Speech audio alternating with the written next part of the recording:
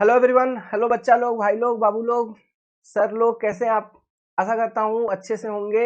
आप सभी का स्वागत है। तो हम पढ़ाई कर रहे हैं स्ट्रेंथ ऑफ मटेरियल। तो स्ट्रेंथ ऑफ मटेरियल के अंदर लास्ट हमने यहाँ तक पढ़ा था। ठीक है, एसएफडी बीएमडी वाला टॉपिक चालू है।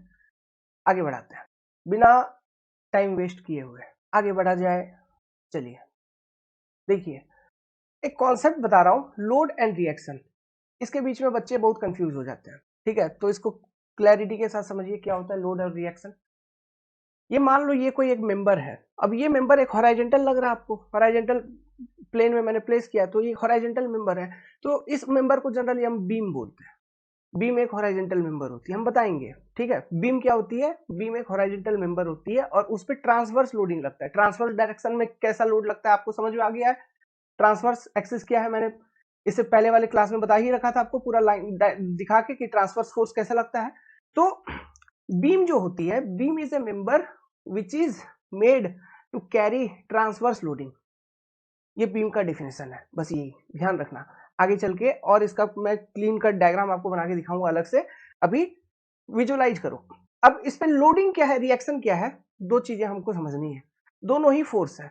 फोर्स कहने का मतलब है जो यूनिट होगा इनका, वही यूनिट होगा न्यूटन में। लोड का भी यूनिट होगा न्यूटन में, तो रिएक्शन का भी यूनिट होता है न्यूटन में।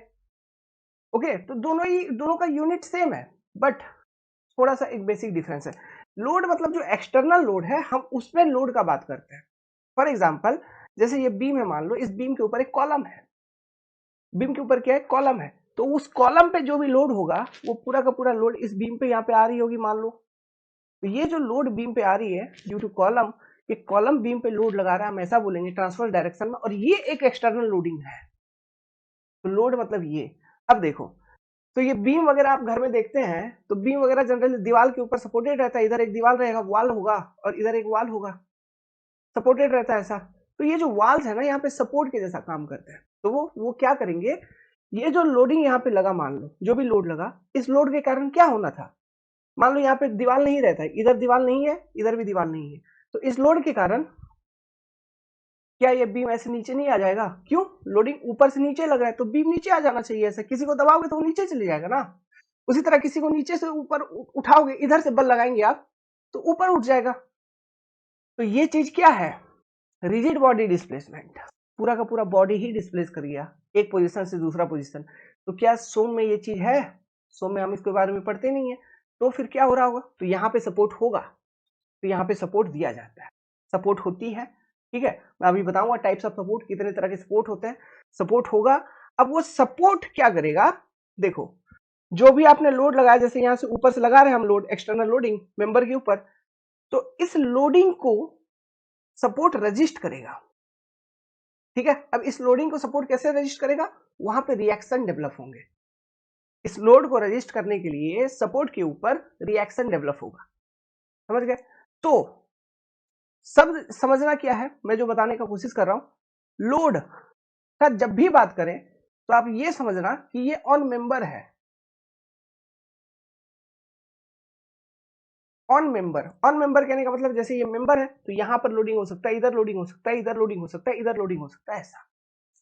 रिएक्शन का जब भी मैं बात करूं, रिएक्शन जैसे ही बोल दिया तो आपके दिमाग में तुरंत चलना चाहिए, अच्छा जो लोड और मेंबर लगा है, उसी लोड को रजिस्ट करने के लिए सपोर्ट्स पे, जहां पर भी इस मेंबर, जिस जिस पॉइंट पे ये मेंबर सपोर्टेड है, उन पॉइंट्स पे रिएक्शन डेवलप हो रही है। तो रिएक्शंस जनरली एट सपोर्ट आपको देखने को मिलेगा। समझ में आया? अब ये रिएक्शन दो तरह के होते हैं। रिएक्शंस जनरली दो तरह के होते हैं। हम यहाँ पे जो अभी डिस्कशन करेंगे वो टू डायमेंशनल डिस्कशन करेंगे, 2D में डिस्कशन करेंगे, मतलब दो ही डायमेंशन को कंसिडर करके डिस्कशन करेंगे। स्ट्रक्चर में मैं आपको 3D वाला कॉन्सेप्ट भी समझाऊंगा, स्ट्रक्चर एनालिसिस वाला पेपर में, लेकिन अभी इधर हम लोग 2D पे बात करेंगे।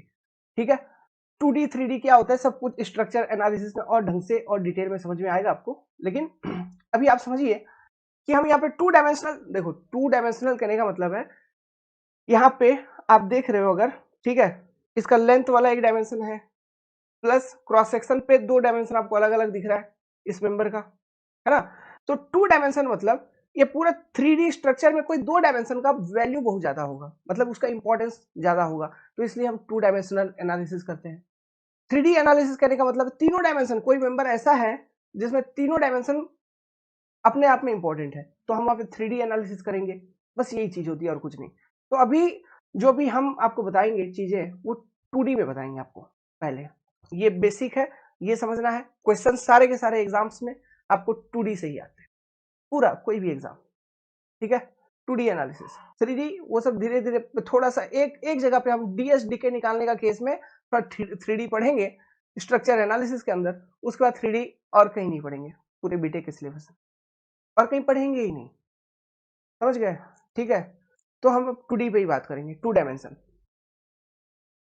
तो लोड और रिएक्शन आपको क्लियर है, लोड ऑन मेंबर होगा, रिएक्शन जब भी होगा एट सपोर्ट होगा। तो ये जो रिएक्शन है ये दो तरह के होते हैं। आप बोलोगे रिएक्शन फोर्स,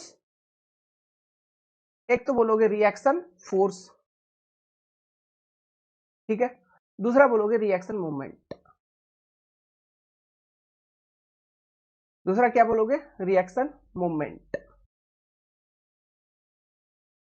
दो चीजें मैंने बताया, रिएक्शन दो तरह का होगा। सपोर्ट पे जब भी रिएक्शन डेवलप होगी वो दो तरीके का ही होता है, एक तो होता है रिएक्शन फोर्स, दूसरा होता है रिएक्शन मूवमेंट। अब ये क्या है? ये भी बेसिक है, सारा कुछ बेसिक चल रहा है, ये सब कुछ इंपॉर्टेंट है, बेस आपका डेवलप हो रहा है अभी, ठीक है। यही बोलते हैं ना बेसिक नहीं है, बेसिक नहीं है, तो यही है आपका वो बेस। तो इन सब पोर्शन को अच्छे से समझते हुए चलिएगा, जैसा जैसा समझा रहा हूं वैसा वैसा विजुअलाइज करते चलिए, इमेजिन करते चलिए। मेहनत लग रही है, ठीक है, आप भी मेहनत करिए सोचने में। रिएक्शन फोर्स जो है, एक बात तो क्लियर है, सपोर्ट पे डेवलप होगा, चाहे रिएक्शन फोर्स हो या रिएक्शन मोमेंट का बात करें। रिएक्शन फोर्स कब डेवलप होगा? देखो, मान लो लोड लग रहा था, ये लोडिंग के कारण ये जो मेंबर है ये ऐसे यूं नीचे चली जा रही थी, मेंबर का डिस्प्लेसमेंट हो रहा है। तो डिस्प्लेसमेंट हो रहा है मतलब नीचे से कोई इसे रोक रहा है क्या? नीचे से कोई नहीं रोक रहा है, मतलब नो रिएक्शन फोर्स, कोई किसी भी तरह का रिएक्शन फोर्स है ही नहीं, इसलिए तो नीचे से ये रुक नहीं रहा है, मतलब रुक नहीं रहा है। आप इस पे लोड लगा दिए तो ये नीचे आ गई। लेकिन अगर ऐसा होता कि आपने ऐसे लोड लगाया तो यहां से भी कुछ बैलेंसिंग फोर्स सपोर्ट से मिल रहा है इस मेंबर को, जिस कारण से वो नीचे नहीं आ रहा है, मतलब जो डिस्प्लेसमेंट होना था उसमें वो डिस्प्लेसमेंट रजिस्ट हो गया, डिस्प्लेसमेंट इज रजिस्टेड। तो ऐसे कंडीशंस में आपका रिएक्शन फोर्स डेवलप होगा। सो ये अब पॉइंट मिल गया आपको। व्हेनेवर डिस्प्लेसमेंट इज रजिस्टेड, और डिस्प्लेसमेंट ये कैसा? लीनियर, लीनियर, ठीक है, एक सीध में लीनियर लाइन, ओके। तो whenever displacement is registered reaction force is developed. Reaction movement कब? देखो, मूवमेंट के कारण क्या होता है, मैंने इससे पहले वाली क्लास में समझाया था, जो कपल वगैरह बताया था आपको, ट्रांसवर्स कपल, एक्सियल कपल वगैरह, दोनों चीज मैंने बताया। एक्सियल कपल मतलब टॉर्सन टॉर्क, ट्रांसवर्स कपल मतलब मूवमेंट, जो क्या बोलते हैं मूवमेंट, मूवमेंट के कारण क्या होता है, मेंबर आपका बेंड कर जाता है। तो सॉरी यार, तो ये जो मूवमेंट था, वो मूवमेंट के कारण बेसिकली क्या हो रहा था, जो मेंबर का क्रॉस सेक्शन है वो रोटेट कर रहा था, चाहे वो एंटी क्लॉक करे क्लॉक करे, ठीक है, या इधर से देखो एंटी क्लॉक या क्लॉक, सॉरी मतलब ये क्लॉकवाइज या ये एंटी क्लॉक, या फिर ऐसे देखोगे तो ये आपका क्लॉकवाइज हो गया और ये एंटी क्लॉक। क्रॉस सेक्शन आपका रोटेट कर रहा था ड्यू टू मूवमेंट, ठीक है। मतलब अगर मूवमेंट आप लगा रहे हो एज ए लोडिंग, कोई एक मेंबर है मान लो, ऐसा एक बीम है मान लीजिए, इधर से एक मूवमेंट आपने लगा दिया, ठीक है, इधर से एक मूवमेंट आपने ऐसा लगा दिया, तो इस मूवमेंट के कारण आप क्या कर रहे हो, देखो ऐसे मेंबर को ऐसे रोटेट करवा रहे हो। मुझे स्केल लेने दीजिए, अब आपको समझ में आएगा। देखिए ये स्केल है स्टील का, तो मूवमेंट इस तरह से मूवमेंट लगाना मतलब मैं ऐसे मोड़ रहा हूं मेंबर को, मेंबर ऐसे बेंड हो रही है, यही जो एक्शन है ना इसी को हम बोलते हैं बेंडिंग हो रहा है, समझ गए बात को, दिस इज द बेंडिंग। तो मैं क्या कर रहा हूं, रोटेट, मूवमेंट लगा रहा हूं, तो जो क्रॉस सेक्शन है, जो क्रॉस सेक्शन है ये रोटेट कर रहा है, क्रॉस सेक्शन आपका रोटेट कर रहा है। अभी देखो, अभी इस फॉर्म में मेंबर एकदम सीधा है, तो कहीं पर भी क्रॉस सेक्शन देखोगे वो भी एकदम सीधा होगा, हाँ वो भी एकदम सीधा होगा, एकदम वर्टिकल होगा। कहीं का भी क्रॉस सेक्शन देख लो, यहाँ का देख लीजिए, यहाँ का देख लीजिए, इधर का देख लीजिए, कहीं का भी आप क्रॉस सेक्शन देखेंगे वो भी एकदम वर्टिकल होगा। लेकिन अभी देखो, मैंने मान लो ऐसे मोड़ दिया, तो अब देखिए कहीं का भी क्रॉस सेक्शन देखेंगे वो वर्टिकल था नहीं। अगर पहले ऐसा था तो अब ऐसा हो गया, तो क्रॉस सेक्शन रोटेट, मेंबर का क्रॉस सेक्शन क्या हुआ, रोटेट कर गया। तो मूवमेंट की वजह से क्रॉस सेक्शन रोटेट करता है। बेंडिंग मूवमेंट जो होती है उसके कारण जो क्रॉस सेक्शन है वो ट्रांसवर्स एक्सिस के अबाउट रोटेट करती है, और जो टॉर्सनल मूवमेंट था, टॉर्क था, टॉर्सन था, उसके कारण जो क्रॉस सेक्शन है एक्सियल एक्सिस के अबाउट रोटेट करती थी। लास्ट क्लास में मैंने समझा रखा था आपको। तो रिएक्शन मूवमेंट कब डेवलप होगा, वो तब डेवलप होगा जब ड्यू टू लोडिंग मेंबर आपका रोटेट कर रहा हो और उस रोटेशन को रजिस्ट किया गया हो। जब ड्यू टू लोडिंग मेंबर आपका रोटेट कर रहा है और उस रोटेशन को रजिस्ट किया गया है, then reaction movement is developed. समझ गए? जब डिस्प्लेसमेंट को रजिस्ट किया जाएगा, reaction force will get developed. जब रोटेशन को रजिस्ट किया जाएगा, तब रिएक्शन मूवमेंट गेट डेवलप्ड। मतलब ये जो मैं यहाँ पे रोटेट करवा रहा हूं, ये तो मैं एक्सटर्नल मूवमेंट लगा रहा हूं, ठीक है? ये एक्सटर्नल मूवमेंट लगा रहा हूं। मान लो यहाँ पे सपोर्ट मेरा कुछ ऐसा होता कि ये जो एक्सटर्नल मूवमेंट में लगा रहा हूं जिसके कारण ये रोटेशन हो रहा है, ये मूवमेंट का डायरेक्शन क्या है बताओ बाबू? ये एंटी क्लॉक, एंटी क्लॉक, और ये क्लॉकवाइज है। देखो ये घड़ी के उल्टा दिशा में है, वो घड़ी के दिशा में है, ठीक है? तो इधर में लगाया क्लॉक, इधर एंटी क्लॉक, तो उस कारण से क्या हो रहा है, मेंबर आपका इस तरह से बेंड कर रहा है ना? तो मेंबर ऐसे जो बेंड कर रहा है, मैं क्या करूंगा, अगर मान लो ऐसा कुछ होता कि मेरा सपोर्ट कंडीशन कुछ ऐसा होता कि यहां पर एक रिएक्शन डेवलप हो जाता उल्टा दिशा में, इधर भी इसके उल्टे दिशा में एक रिएक्शन डेवलप हो गया मान लीजिए, तो यहां पे जितना भी मोमेंट लग रहा है उसको बैलेंस करने के लिए ये मोमेंट आ गया, यहां पे जितना भी मोमेंट लग रहा है उसको बैलेंस करने के लिए ये मोमेंट आ गया। तो ये लाल वाले हैं रिएक्शन मोमेंट। तो मुझे ये बताइए, अब रोटेशन होगा नहीं, उसको बैलेंस करने के लिए कुछ ना कुछ मोमेंट आ ही गया है ना, तो रोटेशन गेट रजिस्टेड। तो वहां पे जो बैलेंस करने के लिए वो आ गया उस मूवमेंट को, वो क्या है, एक्स्ट्रा, वो है रिएक्शन मूवमेंट। और ये भी डेवलप होंगे कहां पर, सपोर्ट के ऊपर। तो सपोर्ट के ऊपर दो तरह की चीजें, रिएक्शन फोर्स और रिएक्शन मूवमेंट। उम्मीद करता हूं आपने ये दो चीज समझ लिया। लोड क्या है आपने समझ लिया। लोड मतलब जो भी हम एक्सटर्नल लोडिंग लगाएंगे ये भी अलग अलग तरह के होते हैं। पॉइंट लोड होते हैं, यूडीएल होता है, यूनिफॉर्मली डिस्ट्रीब्यूटेड लोड होता है, यूनिफॉर्मली वेरिंग लोड होता है, यूवीएल होता है। सब चीजों के बारे में अभी समझाऊंगा इसी क्लास में, नॉट टू वरी। बस अभी आप केवल ये दो टर्म को समझिए। ये केवल मुझे ये दो टर्म बताने के लिए पूरा कहानी बताना पड़ा, रिएक्शन फोर्स क्या होता है और रिएक्शन मूवमेंट क्या होता है। ठीक है, अब लिखवा देता हूं इसका डेफिनेशन। ओके, तो reaction force, it will get developed when displacement get registered, and reaction moment it will get developed when rotation get registered। अच्छा, ये जो डिस्प्लेसमेंट है ये लीनियर तो होगा, ठीक है, ये जनरली लीनियर होगा। एंगुलर डिस्प्लेसमेंट भी हो सकता है। ओके, डिस्प्लेसमेंट अलग अलग तरह के हो सकते हैं, लीनियर डिस्प्लेसमेंट हो सकते हैं, एंगुलर डिस्प्लेसमेंट हो सकते हैं, फिर आपका वो एक्सियल डिस्प्लेसमेंट हो सकता है। एक्सियल डिस्प्लेसमेंट कहने का क्या मतलब है, मान लो ये मेंबर है, इस पे मैंने इधर से फोर्स लगा दिया, ठीक है, तो ये मेंबर ऐसे आगे चला जाएगा। बट मान लीजिए आगे यहाँ पे कोई ऐसा कुछ सपोर्ट सिस्टम होता है कि इधर से मैं फोर्स लगा भी रहा हूँ, इस मेंबर को दबा भी रहा हूँ, लेकिन ये यहाँ से आगे नहीं घिसक रहा है, यहाँ पे कुछ ऐसा सपोर्ट है, तो वो क्या होगा, मतलब क्यों नहीं घिसक रहा होगा, क्योंकि जितना फोर्स मैं इस तरफ से लगा रहा हूँ उस फोर्स को बैलेंस करता हुआ इस सपोर्ट से एक रिएक्शन मिल रहा होगा सेम डायरेक्शन में, बट सॉरी सेम मैग्नीट्यूड का, बट अपोजिट डायरेक्शन में। मैग्नीट्यूड सेम होगी बट डायरेक्शन अपोजिट होगा, वो है रिएक्शन फोर्स। और ये है एक्सियल डायरेक्शन में। और वो क्यों डेवलप हुआ, एक्सियल डिस्प्लेसमेंट होना था, बट वो एक्सियल डिस्प्लेसमेंट को रजिस्ट कर दिया गया। समझ रहे हैं? तो ये जो डिस्प्लेसमेंट है ना, ये जो डिस्प्लेसमेंट है बाबू, ये कुछ भी हो सकता है।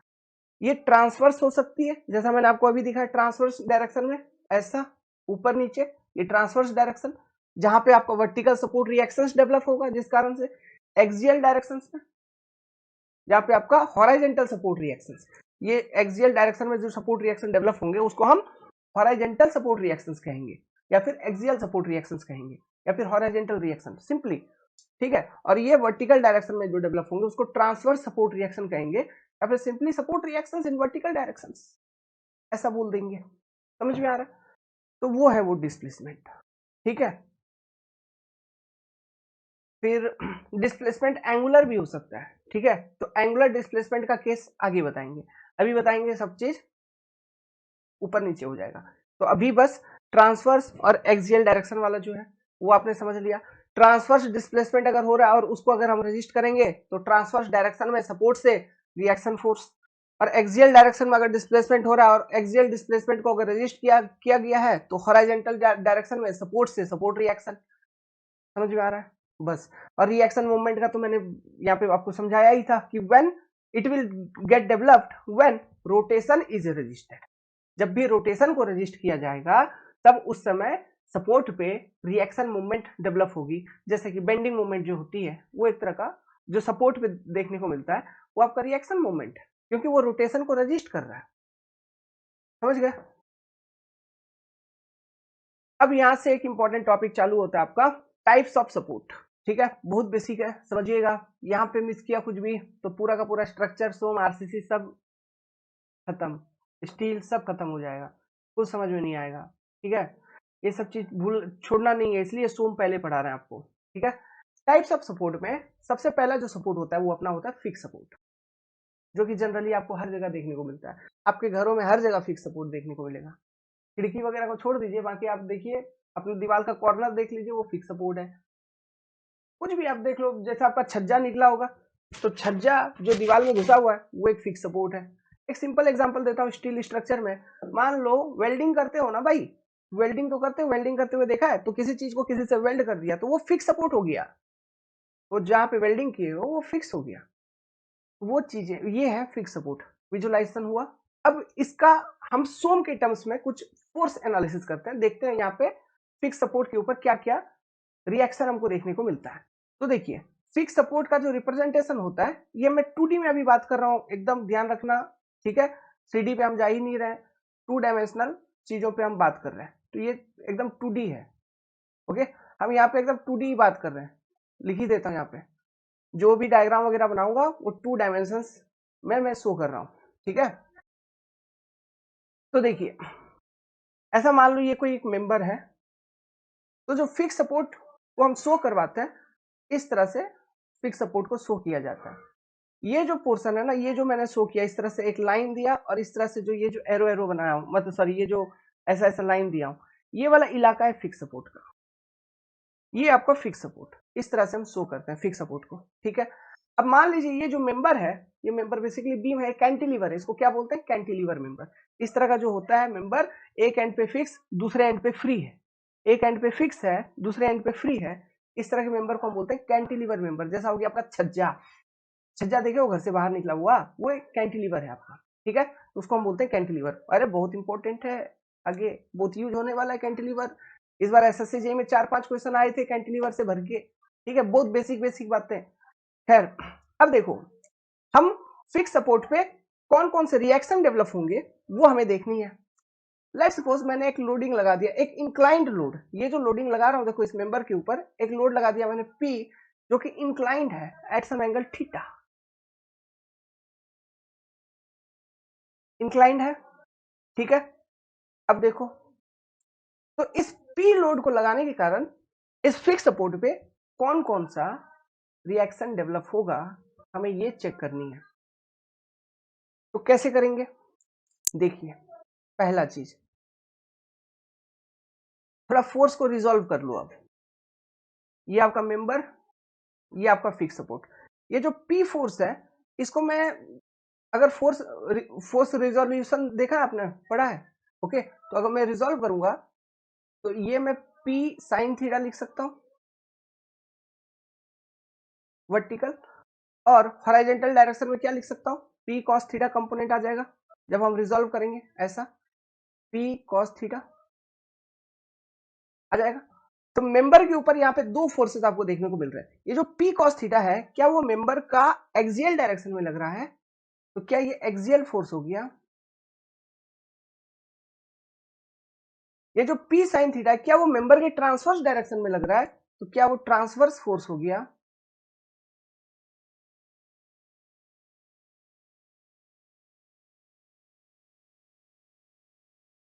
ठीक है, अब देखो पहले ये एक्सियल फोर्स का इफेक्ट देखो और ट्रांसवर्स फोर्स का इफेक्ट मैं आपको समझाता हूं।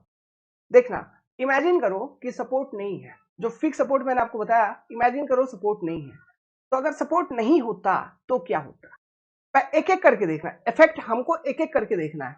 पहले एक का इफेक्ट देखो, ये जो पी कॉस थीटा वाला फोर्स है इसका इफेक्ट पहले देखो, और अभी भूल जाओ कि पी साइन थीटा भी है इसमें, ये भूल जाइए। और ये भी भूल जाइए कि इधर सपोर्ट है, भूल जाओ। और केवल आप ये लगाओ इस मेंबर के ऊपर पी कॉस थीटा फोर्स इधर से लगा दो। तो जब पी कॉस थीटा फोर्स लगा दिया इधर, तो कुछ रोकने वाला है ही नहीं, ससुरा वो आगे बढ़ जाएगा ऐसा। तो ये चीज अलाउ करना है कि हमको नहीं करना है, ये अलाउ नहीं करना है। तो ये अलाउ नहीं करना है, इसलिए हमको सपोर्ट बनाना है। स्ट्रक्चर में सपोर्ट वगैरह हम प्रोवाइड करते हैं, उसको रिजिडली फिक्स करते हैं। तो सपोर्ट पे क्या डेवलप होगा? इस पी कॉस थीटा के अपोजिट में, अपोजिट डायरेक्शन में एक रिएक्शन डेवलप होगा जो कि इस पी कॉस थीटा फोर्स को रजिस्ट कर रहा होगा। तो ये हॉरिजॉन्टल रिएक्शन। इसको आप कैसे लिखोगे? देखो, इसको लिखने का तरीका एफ इन एच डायरेक्शन लिख सकते हो, या फिर कोई आर एच लिखता है, रिएक्शन जैसे लिखता है, रिएक्शन को आर इन एच डायरेक्शन लिखता है कोई, ठीक है, मीन्स हॉरिजॉन्टल रिएक्शन। या फिर और कोई ऐसे लिखता है एफ इन एक्स डायरेक्शन। क्यों? ये जो एक्सिस है एक्सियल वाला है ना, लॉन्गिट्यूडनल एक्सिस है, तो उसको हम एक्स रिप्रेजेंट किए थे, तो एफ ऑफ एक्स कोई लिख देता है। इसको कैसे पढ़ते हैं? एफ ऑफ एक्स पढ़ते हैं, that is force in x direction पढ़ते हैं। ऐसा बहुत अलग अलग तरीके से लिखता है आदमी लोग, कोई आर एक्स भी लिख देगा, नोटेशन है बस। तो कुछ भी लिखा हो, आपको बेसिक मालूम होना चाहिए कि वो हॉरिजॉन्टल फोर्स का बात कर रहा है या एक्सियल रिएक्शन का बात कर रहा है। तो ये डेवलप होगा यहाँ पे to resist what? Axial displacement. To resist axial displacement support पे आपका हॉरिजॉन्टल फोर्स डेवलप होगा, सॉरी हॉरिजॉन्टल रिएक्शन डेवलप होगा। ठीक है, अब हम इफेक्ट देखते हैं वो ट्रांसवर्स फोर्स का। उसका इफेक्ट देखो भाई, अभी भूल जाओ, अब भूल जाओ कि सपोर्ट है इधर, वो भूल जाओ। पी कॉस थीटा लग रहा है वो भी भूल जाओ, सोचो कि केवल पी साइन थीटा लग रहा है। तो ये पी साइन थीटा फोर्स जो लग रहा है इसके कारण क्या ऊपर से नीचे लग रहा है, मतलब मेंबर नीचे चला जाएगा ऐसा। तो इस मेंबर को अपने जगह पे मेंटेन रहे, ये मेंबर नीचे ना जाए, तो हमें क्या अपोजिट डायरेक्शन लगाना है फोर्स। क्या मतलब सपोर्ट से जो रिएक्शन मिलना चाहिए वो जिस डायरेक्शन में लोडिंग मिल रहा है उसके अपोजिट मिलना चाहिए क्या? ठीक है, इस वाले कंडीशन में ये जो फोटो दिखा रहा हूं यहाँ पर, तो बिल्कुल हाँ, हाँ जी हाँ। तो ये सपोर्ट पे ये वर्टिकल डायरेक्शन में, ट्रांसवर्स डायरेक्शन में, या फिर वाई डायरेक्शन कह लो, इस डायरेक्शन में एक फोर्स, रिएक्शन फोर्स आपको देखने को मिलेगा। तो इसको हम लिखने का तरीका होता है एफ ऑफ वाई का भी लिख देते हैं, that is force in vertical direction, या कोई आर वाई लिख देता है, ठीक है, कोई एफ वी लिख देता है वर्टिकल, ठीक है, कोई आर वी लिख देता है, ऐसा कुछ भी, कोई भी कुछ भी लिख सकता है। ये अलग अलग नोटेशन है, लेकिन बेसिक समझ में आया तो एक हॉरिजॉन्टल फोर्स भी डेवलप हो गया to resist that horizontal displacement. एक वर्टिकल फोर्स रेजिस्ट हो गया टू रेजिस्ट दैट, सॉरी, एक वर्टिकल फोर्स डेवलप हो गया सपोर्ट पे to resist that transverse displacement. ठीक है, नाउ अब और क्या डेवलप होगा फिक्स सपोर्ट पे? एक, अब एक चीज बहुत कंफ्यूजिंग होता है, बच्चे समझ ही नहीं पाते हैं, ठीक है तो इस चीज को समझना, थोड़ा इमेजिन करना। होगा क्या, मान लो कि ये सपोर्ट नहीं है, ये सपोर्ट नहीं है ठीक है, सपोर्ट नहीं है। अब मैंने तो यहाँ पे पकड़ा हुआ है इसको, ठीक है, लेकिन फिर भी ये भी इमेजिन करो कि इधर भी सपोर्ट नहीं है और मैंने जो यहाँ पकड़ा है ना वो भी नहीं पकड़ा है। ऐसा सोचो कुछ, मान लीजिए यहाँ पे मैं एक फोर्स लगाऊं, जैसे ये ट्रांसवर्स फोर्स लगाया हूं, कौन सा? ये वाला फोर्स, ट्रांसवर्स फोर्स। ये जो ट्रांसवर्स फोर्स है, ये देखना क्या कर रहा है, ये लगाऊंगा ये फोर्स, ठीक है, ये फोर्स अगर लगाऊंगा, इस कारण से इस पॉइंट के अबाउट मेंबर रोटेट भी कर रहा है, देखो कर रहा है ना जी रोटेट, नहीं दिख रहा है? मेंबर रोटेट कर जा रहा है, तो इस मेंबर के रोटेशन को रजिस्ट करना है, तो इसलिए एक मोमेंट डेवलप होना है वहां, ठीक है। तो फिक्स्ड एंड सपोर्ट जो होता है वहां पर मोमेंट भी डेवलप होता है, मोमेंट रिएक्शन, उसको क्या बोलेंगे हम, मोमेंट रिएक्शन। अब ये क्लॉकवाइज या एंटी क्लॉकवाइज कुछ भी डेवलप हो सकता है, ठीक है। ये डिपेंड करेगा एनालिसिस के ऊपर कि किस तरह से आपका रोटेशन हो रहा है, ठीक है, कैसा रोटेशन हो रहा है। जैसे यहाँ पे देखो, यहाँ पे जो रोटेशन हो रहा है, मेंबर कैसा रोटेट कर रहा है, जो लोडिंग है मेंबर को ऐसा रोटेट करवाने का कोशिश कर रहा है एक्चुअली में, रियली में, ठीक है। क्यों क्यों मैं ऐसा ही देखो, ऐसा सीधा है, मैं क्या बोल रहा हूँ, जो लोडिंग है मेंबर को ऐसा रोटेट करवा रहा है, तो ये क्या है, देखो ये हॉराइजेंटल था पहले, इमेजिन करना, यहाँ पे समझा रहा हूँ, ऐसे ही देखते हैं, ये पहले हॉराइजेंटल था, यहाँ पे लोड है, अब इस पॉइंट के अबाउट ये जो पी लोड है, मतलब पी साइन थीटा लोड है, ये मेंबर को ऐसे रोटेट करवा रहा है, तो ये डायरेक्शन क्या है, ये मैं पूछ रहा हूं। टिक टिक टिक टिक टिक, घड़ी की दिशा में क्या क्लॉकवाइज है, क्या क्लॉकवाइज है, ठीक है। तो हम क्या बोल रहे हैं, ये पी साइन थीटा जो फोर्स है, इसके कारण एक मोमेंट है, और उस मोमेंट के कारण आपका जो मेंबर है वो क्लॉकवाइज डायरेक्शन में इस पॉइंट पे, कहां, जहां सपोर्ट लोकेशन है, यहां पे रोटेट कर रहा है, इस पॉइंट के अबाउट क्लॉकवाइज डायरेक्शन में ये मोमेंट रोटेट कर रहा है ना। तो इस रोटेशन को रजिस्ट करने के लिए अपोजिट डायरेक्शन में एक मोमेंट होना चाहिए, यहाँ पे रिएक्शन मोमेंट होना चाहिए, ठीक है। तो अगर क्लॉकवाइज डेवलप हो रहा है तो एंटी क्लॉक में हम लगा देंगे रिएक्शन मोमेंट। तो यहां पर इस वाले डायग्राम के लिए, क्योंकि जो लोडिंग है, ट्रांसवर्स लोडिंग जो है, उसके कारण मेंबर का रोटेशन क्लॉकवाइज डायरेक्शन में हो रहा है, इसलिए मैंने यहाँ पर रिएक्शन मूवमेंट जो सपोर्ट पे मैं दिखा रहा हूं आपको, वो एंटी क्लॉक दिखा रहा हूं। लेकिन मान लो किसी केस में ऐसा है कि लोडिंग के कारण मेंबर का जो रोटेशन है वो ही एंटी क्लॉक में हो रहा है, तो रिएक्शन मोमेंट क्लॉक लगाना होगा। तो ऐसा कोई जरूरी नहीं है, फिक्स रूल नहीं है कि फिक्स्ड एंड सपोर्ट पे जो रिएक्शन मोमेंट होगा वो हमेशा एंटी क्लॉक ही होगा, ये भी जरूरी नहीं है। वो डिपेंड करेगा कि मेंबर का रोटेशन कैसा है, due to that loading, due to that transverse loading, member का रोटेशन कैसा है इस बात पे डिपेंड करेगा। और जैसा रोटेशन रिएक्शन उसके ऑपोजिट, अगर rotation clock reaction anti clock, अगर रोटेशन ही एंटी क्लॉक है तो रिएक्शन क्लॉकवाइज। समझ गए बात को।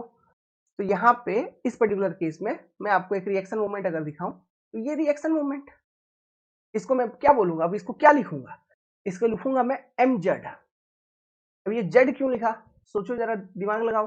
पिछला वाला क्लास का जो क्रॉस सेक्शन बनाया था उस पे जो एक्सिस दिखाया था, जो बेंडिंग मोमेंट मैंने दिखाया था, किस एक्सिस पे आ रही थी, जेड एक्सिस पे आ रही थी। जेड एक्सिस आपका ट्रांसवर्स एक्सिस है, ठीक है। तो वो मोमेंट को मैंने क्या लिखा था, एम जेड, तो वही एम जेड। तो यहाँ पे हम ये मान के चल रहे हैं कि जो रोटेशन हो रहा है वो जेड एक्सिस के अबाउट हो रहा है, क्रॉस सेक्शन का रोटेशन जो है वो जेड एक्सिस के अबाउट हो रहा है। अब जेड एक्सिस क्या, अगर फिर से एक बार दिखा दूं यहाँ पे 3D में, तो जेड एक्सिस ये था और ये वाई एक्सिस था, ये दोनों ही ट्रांसवर्स एक्सिस है।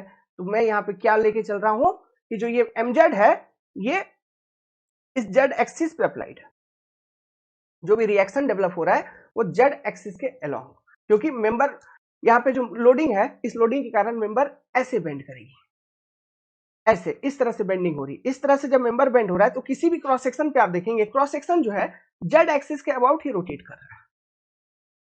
ऐसा नहीं है कि क्रॉस सेक्शन वाई एक्सिस के अबाउट रोटेट कर रहा है, ये आपका वाई एक्सिस क्रॉस, ये मान लो क्रॉस सेक्शन है तो ये वाई एक्सिस, तो ऐसा थोड़ी ना हो रहा है कि क्रॉस सेक्शन वाई एक्सिस के अबाउट ऐसे या ऐसे रोटेट कर रहा है, नहीं, क्रॉस सेक्शन जेड एक्सिस के अबाउट ऐसे रोटेट कर रहा है, तभी तो इस तरह से बेंडिंग हो रहा है, ठीक है। तो जो रिएक्शन मोमेंट डेवलप होना चाहिए इस बेंडिंग को रजिस्ट करने के लिए वो जेड एक्सिस के अबाउट ही डेवलप होगा, तो इसलिए मैंने लिखा एम जेड। Logic clear. तो यहाँ पे ये सब चीजें क्लियर करते चलो भाई, है ना, एक्सिस वगैरह। अब मान लो कोई क्वेश्चन ऐसा है, जब आगे सॉल्व करेंगे बहुत ज्ञानी बन जाओगे, सोम के अंदर बहुत डिटेल में चले गए, बहुत डीप चले गए आप, तो फिर सब विजुअलाइजेशन, सब एक्सिस वगैरह सब कुछ क्लीन होने लगेगा। मान लो अगर मेंबर पे जो फोर्सेस है वो कुछ वाई डायरेक्शन में था फोर्स, यहाँ तो यहाँ जो फोर्स है वो फोर्स है वाई डायरेक्शन में, ठीक है, यहाँ फोर्स आपका वाई के डायरेक्शन में, लेकिन जो मेंबर का बेंडिंग हो रहा है है ना, मेंबर जब बेंड हो रहा है तो जो उसका क्रॉस सेक्शन है वो जेड एक्सिस के अबाउट रोटेट कर रहा है। मान लीजिए किसी क्वेश्चन में जो फोर्स दिया है ट्रांसवर्स फोर्स वो दे दिया जेड के अलाउंग, तो जेड के अलाउंग अगर फोर्स दिया है तो मेंबर देखो जेड के अलाउंग अगर फोर्स दिया है तो कैसा होगा, ये मान लो ये आपका मेंबर है, ठीक है, तो जेड एक्सिस ऐसा है, तो जेड के अलाउंग फोर्स लगा दिया है तो मेंबर आपका ऐसा बेंड करेगा, इस तरह से, ऐसा। और ये किस प्लेन में बेंड कर रहा है ये भी सोच लो, इमेजिन कर लो भाई, ये सब वर्ड बहुत आगे डिफिकल्ट होता है। ये हॉरिजॉन्टल प्लेन में बेंड कर रहा है, ऐसा और ऐसा। अगर जेड एक्सिस के अबाउट फोर्स लगा है तो मेंबर हॉरिजॉन्टल प्लेन में बेंड कर रहा है, लेकिन about Y axis, cross section जो है मेंबर का वाई एक्सिस के अबाउट रोटेट कर रहा है, but the bending of member is in horizontal plane. अब इस वाले केस में जो हम लोग यहाँ पे देख रहे हैं, मेंबर का जो बेंडिंग है वो वर्टिकल प्लेन में हो रहा है। देखिए, मतलब पहले यहां था, फिर यहां से बेंडिंग होने से ये मेंबर यहां से यहां आ गया, तो ये वर्टिकल प्लेन है, तो वर्टिकल प्लेन में मेंबर का बेंडिंग हो रहा है, लेकिन क्रॉस सेक्शन जो है वो रोटेट कर रहा है अबाउट जेड एक्सिस। विजुअलाइज हो रहा है, ये विजुअलाइजेशन बहुत जरूरी है ये सब चीज। तो ये आपका फिक्स सपोर्ट है भैया। तो फिक्स सपोर्ट के अंदर 2D में 3 support reaction at any support, fix support develop होता है जनरली, मूवमेंट रिएक्शन और आपका हॉरिजॉन्टल एक्सियल फोर्स या फिर हॉरिजॉन्टल सपोर्ट रिएक्शन और वर्टिकल सपोर्ट रिएक्शन, ये सारी चीजें फिक्स सपोर्ट में, ठीक है बच्चा लोग। सोम बहुत मजेदार वाला पेपर है, हम लोग पढ़ाएंगे, पढ़ाते पढ़ाते सोम के अंदर खो जाएंगे, ठीक है, तो इस चीजों का आनंद लीजिए, लुत्फ लीजिए और समझते रहिए।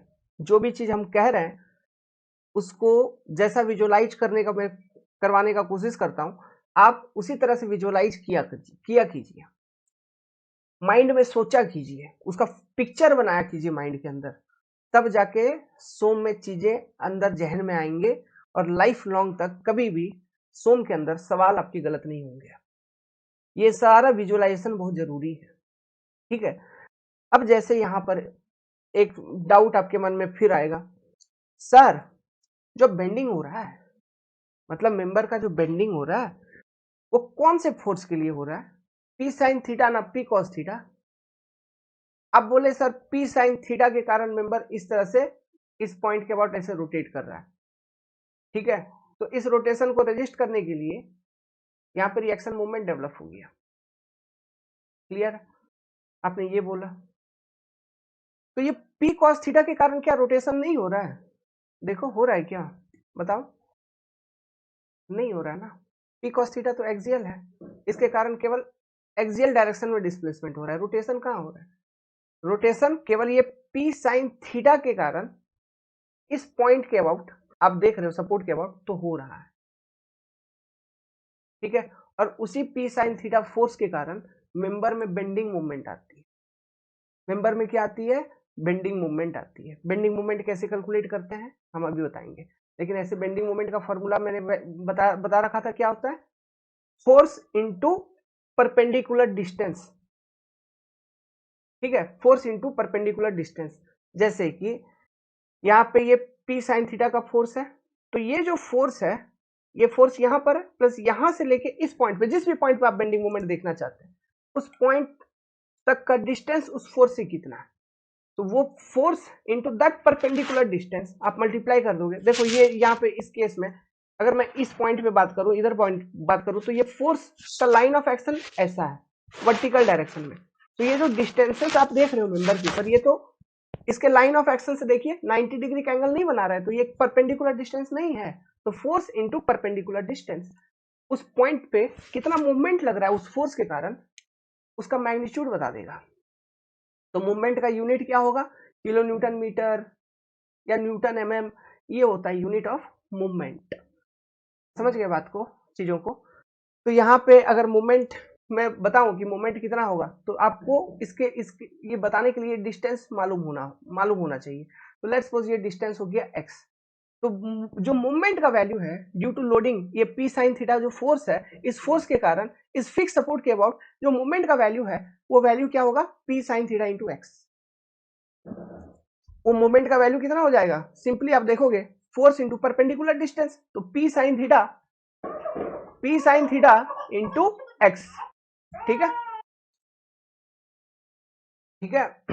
एक्चुअली बच्ची आ गई थी हमारी, है ना, ठीक है, बेटी है हमारी एक, अरे चलती बुलती नहीं है, 5 महीने की है, अभी 5वां महीना चल रहा है। तो moment equal to P sine theta into X, ये आ जाएगा, समझ गए। अब ये मोमेंट आप जैसे आपने यहाँ पे देखा, ये मोमेंट क्लॉकवाइज है, मतलब ये लोडिंग के कारण ये जो लोडिंग है पी साइन थीटा का जो फोर्स है, ये फोर्स क्लॉकवाइज डायरेक्शन में मूवमेंट दे रहा है, मतलब मेंबर को क्लॉकवाइज डायरेक्शन में रोटेट करवाने का कोशिश कर रहा है। तो जो रिएक्शन डेवलप होना चाहिए सपोर्ट पे, वो एंटी क्लॉक होगा।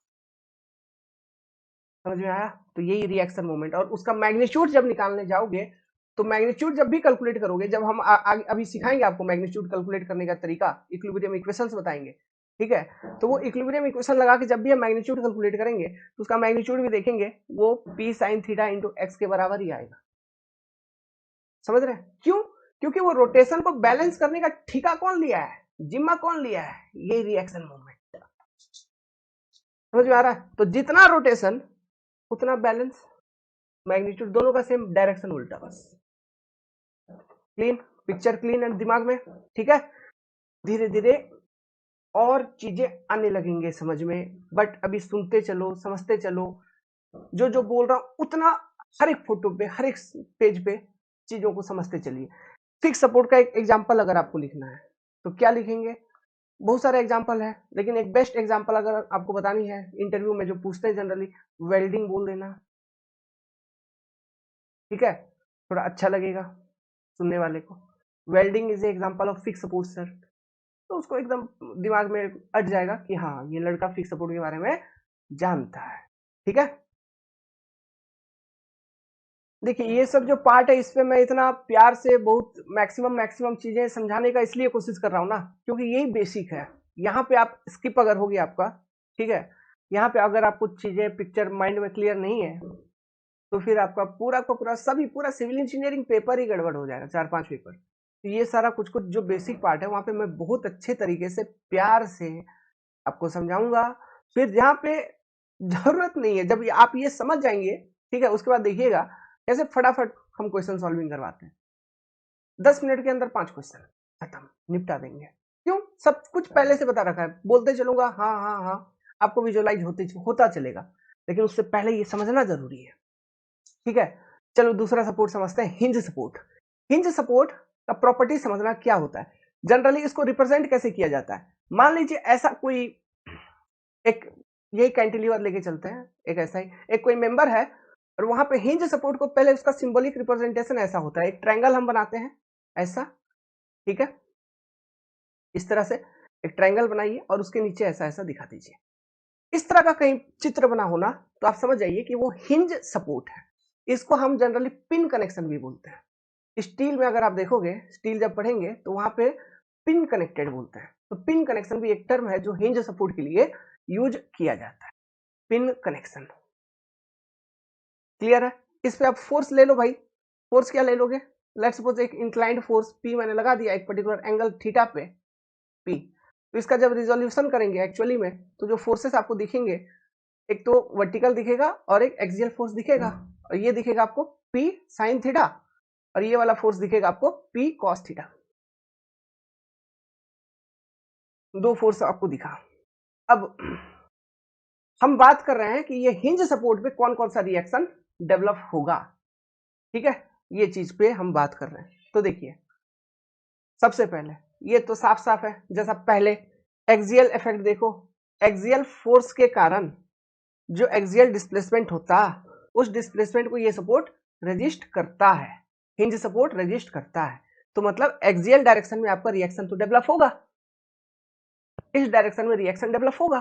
तो मैं इसको सिंपली अब एक ही कोई एक नोटेशन में यूज करता हूं, लेट्स सपोज मैं आर इन एच डायरेक्शन यहाँ पे रिप्रेजेंट करता हूँ, ठीक है, रिएक्शन इन हॉरिजॉन्टल डायरेक्शन, या फिर आप कुछ भी जैसा कि मैंने बोला एफ ऑफ एक्स यूज कर सकते हैं, एफ ऑफ एच यूज कर सकते हैं, आर एक्स यूज कर सकते हैं, जो भी आपका फेवरेट नोटेशन है यूज करिए, कोई दिक्कत नहीं है, कंसेप्ट लेकिन क्लियर होना चाहिए, ठीक है। तो मैं अब ज्यादा नहीं लिखने के कारण एक ही कोई नोटेशन को स्टैंडर्ड बना के यूज करता चलूंगा, RH लिखा करूंगा, ठीक है।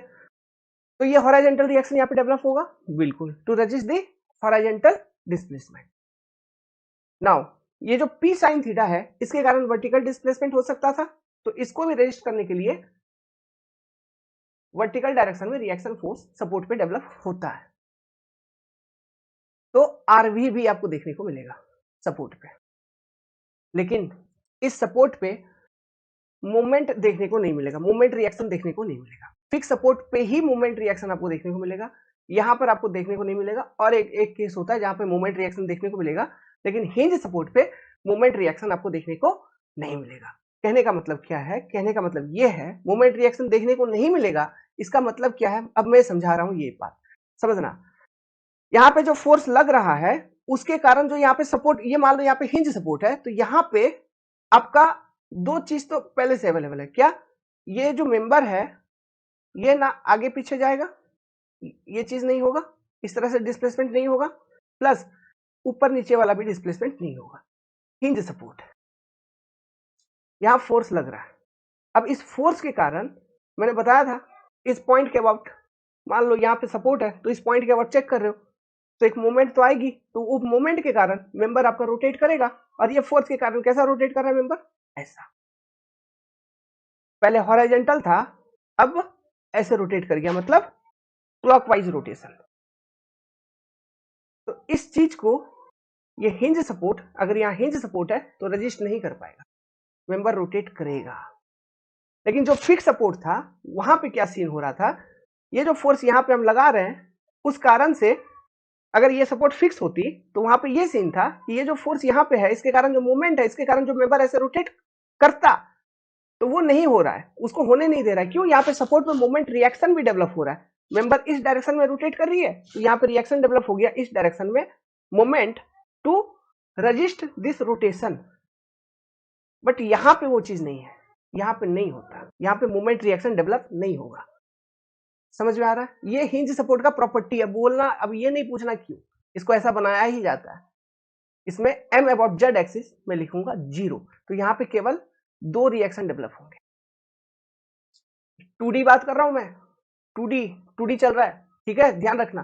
तो हिंज सपोर्ट पे मूवमेंट नहीं होता, हिंज सपोर्ट पे मूवमेंट कितना, 0।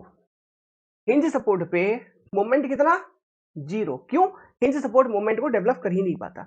इसका प्रैक्टिकल एग्जांपल अगर देखोगे आपके घरों में दिख जाएगा, जो सभी टीचर एग्जांपल देते हैं मैं भी दे रहा हूं भाई। खिड़की देखो, केवाड़ी देखो, तो खिड़की जो है खोलते हो खुल जाता है, खिड़की खोलते हो तो कैसे घूम रहा है ना जी, खिड़की पूरा का पूरा खिड़की एक पिन कनेक्टेड है, एक सपोर्ट है एंड पे, उसके बाद आप ऐसे फोर्स लगाए तो खिड़की क्या हुआ, तो ये जो फोर्स लगा रहे हो देखो वो मेंबर खिड़की ऐसा है, खिड़की कैसा है, खिड़की ऐसा है, और यहाँ पे ऐसा कुछ रहता है, हिंज कनेक्शन रहता है। ये जो कनेक्शन है ना ये हिंज कनेक्शन है, और फोर्स आप यहां से फोर्स लगा रहे हो देखो, तो ये क्या, इस खिड़की के लिए फोर्स जो ऐसे पुल कर रहे हो ट्रांसवर्स फोर्स नहीं हो गया, जो यहाँ पे हम देख रहे हैं P sin theta, transverse force है ना P sin थीटा, तो यही वो P sin थीटा नहीं हो गया। और आप जब इसको खोलने का कोशिश कर रहे हो तो रोटेट हो जा रहा है, खुल जा रहा है, घूम के खुल जा रहा है, लेकिन वही सेम टाइम पे आप इस खिड़की को ऐसे ऊपर ऊपर उठाइए, उठेगा नहीं, उठेगा। क्यों, जब तुम इसको नीचे से इधर से फोर्स लगा दोगे इस डायरेक्शन में तो यहाँ पे ये रोक लेगा। क्यों, यहाँ पे इस तरह से इसको बनाया गया है ना, तो यहाँ पे ये रिएक्शन डेवलप हो जाएंगे, ये जितना भी फोर्स लगाओगे इसके अपोजिट में वो रिएक्शन वर्टिकल डायरेक्शन में डेवलप हो जाएगा। तुम इस खिड़की के ऊपर इस डायरेक्शन में फोर्स लगाओ, उसको हॉरिजॉन्टली खींचने का कोशिश करो, ऐसे जनरली नहीं निकलेगा। कब तक नहीं निकलेगा, जितना इसका स्ट्रेंथ है, ठीक है, उसके अकॉर्डिंग। अभी बहुत ज्यादा दम लगा दिए तुम, ग्रेट खली हो भाई, तोड़ दिया, मटेरियल ही फेलियर हो गया, वो तो टूट ही गया, टूट के निकल गया, तोड़ दिए, ठीक है। लेकिन ऐसे जनरली आप ऐसे पुल करेंगे उसको खिड़की को, तो ऐसा नहीं है कि वो सपोर्ट से बाहर निकल जाएगा, अगर वो मटेरियल ठीक ठाक है तो, है ना। मतलब क्या है, ये जो फोर्स आप लगा रहे हो इसके अपोजिट में हॉरिजॉन्टल डायरेक्शन में यहाँ पे रिएक्शन डेवलप हो रहा है, इसलिए वो बाहर नहीं निकल रही। लेकिन जब ऐसे फोर्स लगा रहे हो थोड़ा भी, तो खिड़की आगे पीछे ऐसे रोटेट कर जा रहा है, वो तो हवा के कारण भी ऐसे ऐसे कभी कभी करने लगता है। तो मतलब हिंज सपोर्ट पे मोमेंट जीरो है, वो थोड़ा सा भी मोमेंट को रेजिस्ट नहीं करता, हम उसको उस तरह से बनाते ही हैं। और ब्रिज वगैरह में जो ब्रिज बनाते हैं, ठीक है, वहां पे जो सपोर्ट्स होते हैं वो जनरली हिंज होते हैं। ओके, ब्रिज वगैरह में जो सपोर्ट होता है वो जनरली हिंज होता है। ऐसा क्यों होता है, आगे धीरे धीरे ये जो चैप्टर हम पढ़ेंगे एसएफडी बीएमडी का, तब जाके धीरे धीरे इसका एप्लीकेशन लास्ट बाद में समझ में आएगा, जब आप बहुत तरह का बेंडिंग मोमेंट डायग्राम देख लोगे, फिर एसएफडी देख लोगे, ठीक है, फिर और एक सब्जेक्ट जब कंप्लीट हो जाएगी आपकी आरसीसी। देखिए सारा टॉपिक सिविल इंजीनियरिंग में एक दूसरे से लिंक्ड अप है, ठीक है। तो ये अभी बेसिक चल रहा है, इस सब्जेक्ट का एप्लीकेशन ऐसा नहीं है कि दूसरे सब्जेक्ट में नहीं है, पूरा एप्लीकेशन ही एप्लीकेशन है। तभी हमको पूरा इंजीनियरिंग अच्छे से ढंग से समझ में आएगा, इंटरव्यू वगैरह में अच्छे से आंसर कर पाएंगे, ठीक है, क्वेश्चंस भी अच्छे से बनेंगे, एग्जाम भी क्रैक करेंगे और एक अच्छे इंजीनियर बनेंगे गवर्नमेंट में, ठीक है। ऐसा नहीं है कि रट्टा रट्टा मार दिया, हो गया मेरा काम हो गया, एक दूसरे से सब्जेक्ट को लिंकअप ही नहीं कर पाए, तो फिर कोई मतलब नहीं है मेरे दोस्त। ओके, सब्जेक्ट को लिंकअप करना है तो मैं वो सब फीलिंग आपको दूंगा, टेंशन मत लो, ठीक है। तो ये आपका हिंज सपोर्ट, तो ये प्रॉपर्टी उसका याद रखना। तो इसको एक सेंटेंस में अगर लिखूं तो moment resistance is zero, moment resistance is zero. जैसे ये विंडो हो गया, डोर हो गया, जो घरों में देते हैं वहां पे हिंज सपोर्ट आपको देखने को मिलता है। स्टील जब पढ़ाएंगे वहां पे आपको पिन कनेक्शन का और बेसिक मतलब पता चलेगा, अभी रहने दो, नाम याद रखना। हिंज सपोर्ट को पिन कनेक्शन भी कहते हैं। ट्रस वगैरह में जो मेंबर होते हैं वो पिन कनेक्टेड होते हैं, ठीक है। सब चीज समझ में आएगा धीरे धीरे, नाम याद रखना बस, ठीक है। और एक चीज और एक चीज क्या, जैसे अच्छा स्ट्रक्चर में और एक चीज पढ़ोगे, ये पिन कनेक्शन, ये हाँ ट्रस में आपको देखने को मिलेगी, ये भी लिख लो भाई। थ्री हिंज आर्च, ये तो देखो हिंज नाम ही है उसमें, थ्री हिंज आर्च मतलब तीन तो हिंज होगा, तीन हिंज सपोर्ट होगा, ऐसा कोई आर्च होगा। आर्च मतलब इस तरह का कोई मेंबर होता है, देखिए देखिए आर्च, इसमें तीन हिंज होता है। बेसिकली तीन हिंज क्या होती है, एक यहाँ पे हिंज सपोर्ट होता है और यहाँ पे एक हिंज सपोर्ट होता है। तो ये जो हिंज है ना, ये एक्सटर्नल हिंज है, ये एक्सटर्नल हिंज है, ये एक एक्सटर्नल सपोर्ट है। और एक तरह का हिंज होता है जिसको हम बोलते हैं इंटरनल हिंज, अभी मैं बताऊंगा इंटरनल सपोर्ट, तो वहां पे मैं बताऊंगा इंटरनल हिंज, ठीक है। तो थ्री हिंज आर्च में दो एक्सटर्नल हिंज होते हैं। आप इसको बेसिकली ये जो हिंज है आप इसको ऐसे भी लिख सकते हो कि this is external hinge support, external hinge support, कि अलग से हम कोई एक सपोर्ट बनाए, ठीक है। और एक होता है इंटरनल हिंज सपोर्ट, तो यहाँ इस उसका रिप्रेजेंटेशन इस तरह से किया जाता है, ये जो गोल डॉट बनाया मैंने इसको बोलते हैं इंटरनल हिंज सपोर्ट। अभी बताएंगे इंटरनल सपोर्ट, तो वहां पर इसके बारे में आपको एक्सप्लेन करेंगे, ठीक है। नॉट टू वरी, घबराना नहीं है, घबराना नहीं है। तो यहाँ पे बेसिकली तीन हिंज हो गया, तो ये है आपका एक थ्री हिंज आर्च, जिसमें दो एक्सटर्नल हिंज सपोर्ट होता है और एक इंटरनल हिंज सपोर्ट होता है, ठीक है। तीसरा जो सपोर्ट होता है वो होता है रोलर सपोर्ट, समझो एक एक करके समझो।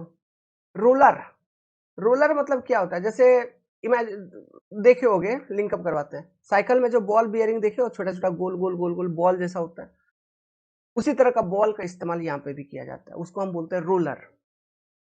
उसको क्या बोलते हैं, रोलर। तो एक तरह का बॉल होती है बेसिकली, एक प्लेटफॉर्म होगा, पहले एक छोटा सा प्लेटफॉर्म बना लीजिए, स्टील का कोई प्लेट होगा, इस स्टील के प्लेट के ऊपर एक गेंद रख दीजिए, रोलर गोल जैसा कुछ, ठीक है। अब इसके ऊपर मेंबर को रख दीजिए, जो भी मेंबर है आपका, तो ये बन गया आपका रोलर सपोर्ट।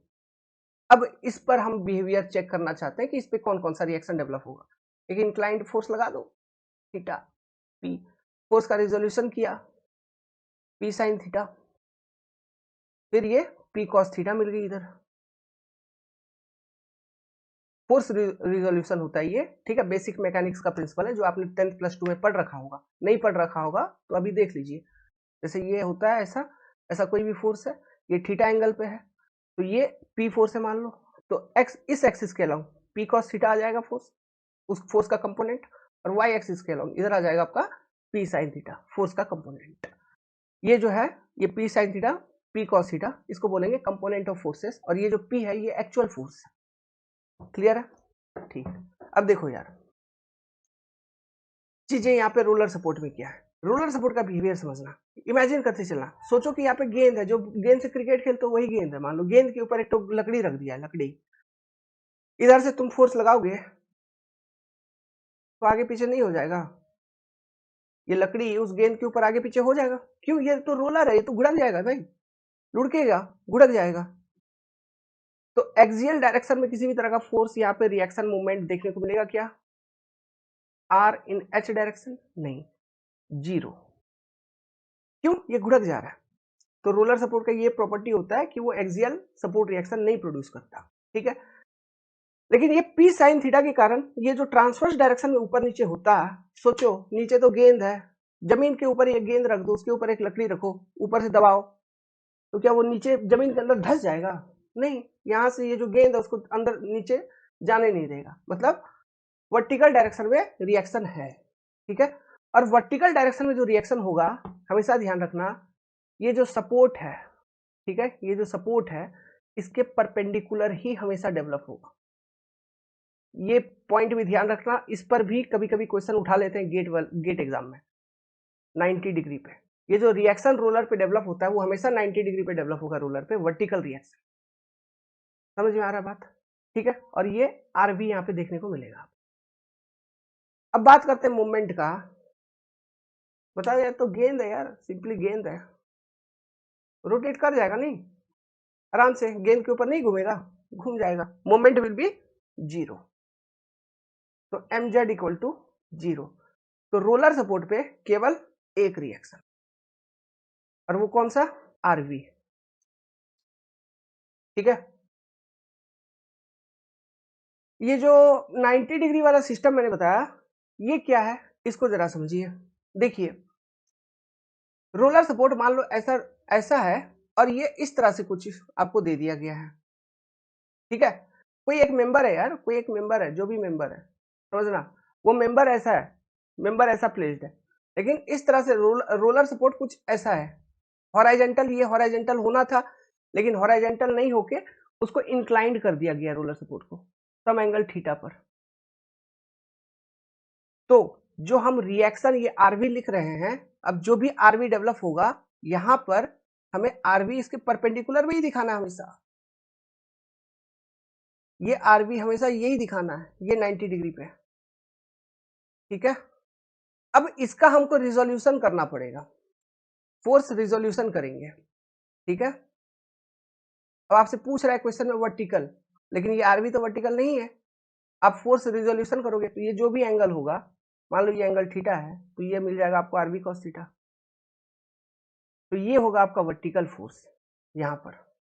और फोर्स रिजोल्यूशन आप कर रहे हो तो हॉराइजेंटल फोर्स भी आपको देखने को यहाँ पे मिलेगा, लेकिन वो, ठीक है, यहाँ पे इस केस में आपको हॉराइजेंटल फोर्स भी आपको यहाँ पे देखने को मिल जाएगा, आरवी साइन थीटा। हल्का फुल्का रेजिस्टेंस ड्यू टू इंक्लिनेशन, ये एक प्रॉपर्टी होती है रोलर की। ये चीज ऐसे सोम में नहीं पढ़ाया जाता, ये स्ट्रक्चर में पढ़ते हैं हम लोग। ये चीज स्ट्रक्चर में बेसिकली इस तरह के क्वेश्चंस दिए जाते हैं, थोड़ा कम्प्लेक्स बना के। तो ये सारा बेसिक प्रॉपर्टी स्किप हो गया होता है, सोम के अंदर पढ़ाया नहीं जाता, इसलिए स्ट्रक्चर फिर अलग से एक नया पेपर लगने लगता है, ऐसा कुछ नहीं है। ठीक है, थोड़ा पानी प्यास लग गया था, पानी पी लिया, कोई गलती किया नहीं किया। ठीक है आगे बढ़ते हैं, आगे बढ़ा जाए। देखो रूलर तो पढ़ लिया यार, अच्छा ये रूलर है, ऐसा है, ये जो सेकंड वाला बताया इसको ध्यान रखना, इसको मैं यूज करूंगा। ठीक है, क्वेश्चन सॉल्व करवाते वक्त ऑब्जेक्टिव क्वेश्चन बहुत ट्रिकी हो जाता है, फिर कन्वेंशनल क्वेश्चन में डाल देगा, जो सब मतलब एक फोटो डाल देगा उसमें रोलर सीधा नहीं देके इसे बिचका देगा, ऐसा टेढ़ा मेढ़ा डाल देगा, फिर क्वेश्चन ऐसे नॉर्मल लेके सॉल्व कर दोगे, वहाँ क्वेश्चंस गलत हो जाएंगे। ठीक है, मैं सॉल्व करवाऊंगा ऐसे क्वेश्चंस को, ठीक है, कन्वेंशनल में। तो कंडीशन ध्यान रखना ये वाला। चलो इसका एप्लीकेशन बताता हूँ, एप्लीकेशन किधर है, ऐसा सपोर्ट हम देते ही क्यों है, ऐसा सपोर्ट का यूज करने का आपको जरूरत ही क्या है। तो देखो इसका यूज किधर है, थर्मल इफेक्ट जानते हो, थर्मल इफेक्ट टेम्परेचर का इफेक्ट होता है। सोचना, अब हर जगह बहुत जगह पढ़ोगे थर्मल इफेक्ट, सर्वे में भी आएगा, स्ट्रक्चर में आता है, सोम में आता है, आरसीसी में आता है, सब जगह आता है थर्मल इफेक्ट। टेम्परेचर के कारण होता क्या है ना, बेसिकली चीजों में एक्सपेंशन या कॉन्ट्रैक्शन होती है। अरे ठंड लगता है तो ऐसे नहीं हो जाता, आजकल ठंड का दिन है, मैं तो देखो शर्ट पहना हुआ हूँ, क्योंकि हम लोग काम करते हैं भाई, काम करके आते हैं, शरीर में वैसे भी गर्मी बहुत रहती है, ठीक है, तो कुछ अलग डायरेक्शन में नहीं लीजिएगा भाई, ठीक है, सब लोग है, अपना भाई बंधु है, अलग डायरेक्शन में लेने का नहीं है। तो थर्मल इफेक्ट, ठंड लगेगी, जैसे सिकुड़ जाते हो तो वैसे मेंबर में अगर टेम्परेचर फॉल हो गया तो वो कॉन्ट्रैक्ट होगा। तो कॉन्ट्रैक्ट हो रहा है, सोचो कॉन्ट्रैक्ट होगा, क्यों? ये बात कंफर्म है कि वो कॉन्ट्रैक्ट होगा, क्योंकि उसका टेम्परेचर फॉल हो चुका है। एट द सेम टाइम जब मेंबर की टेम्परेचर इंक्रीज होगी, जब टेम्परेचर तुम बढ़ाओगे तो वो एक्सपेंशन भी होगा उसमें, और ये लीनियर डायरेक्शन में हो रहा है। तो थर्मल टेम्परेचर बढ़ने या कमने के कारण जो कॉन्ट्रैक्शन या एक्सपेंशन होती है वो लीनियर होती है, इसलिए इसे लीनियर कॉन्ट्रैक्शन, लीनियर एक्सपेंशन कहा जाता है। एक्सपेंशन मतलब लेंथ में इंक्रीमेंट हो गया, लेंथ बढ़ गया, कॉन्ट्रैक्शन मतलब लेंथ आपका रिड्यूस हो गया, छोटा हो गया, उस चीज को हम बोलते हैं कॉन्ट्रैक्शन।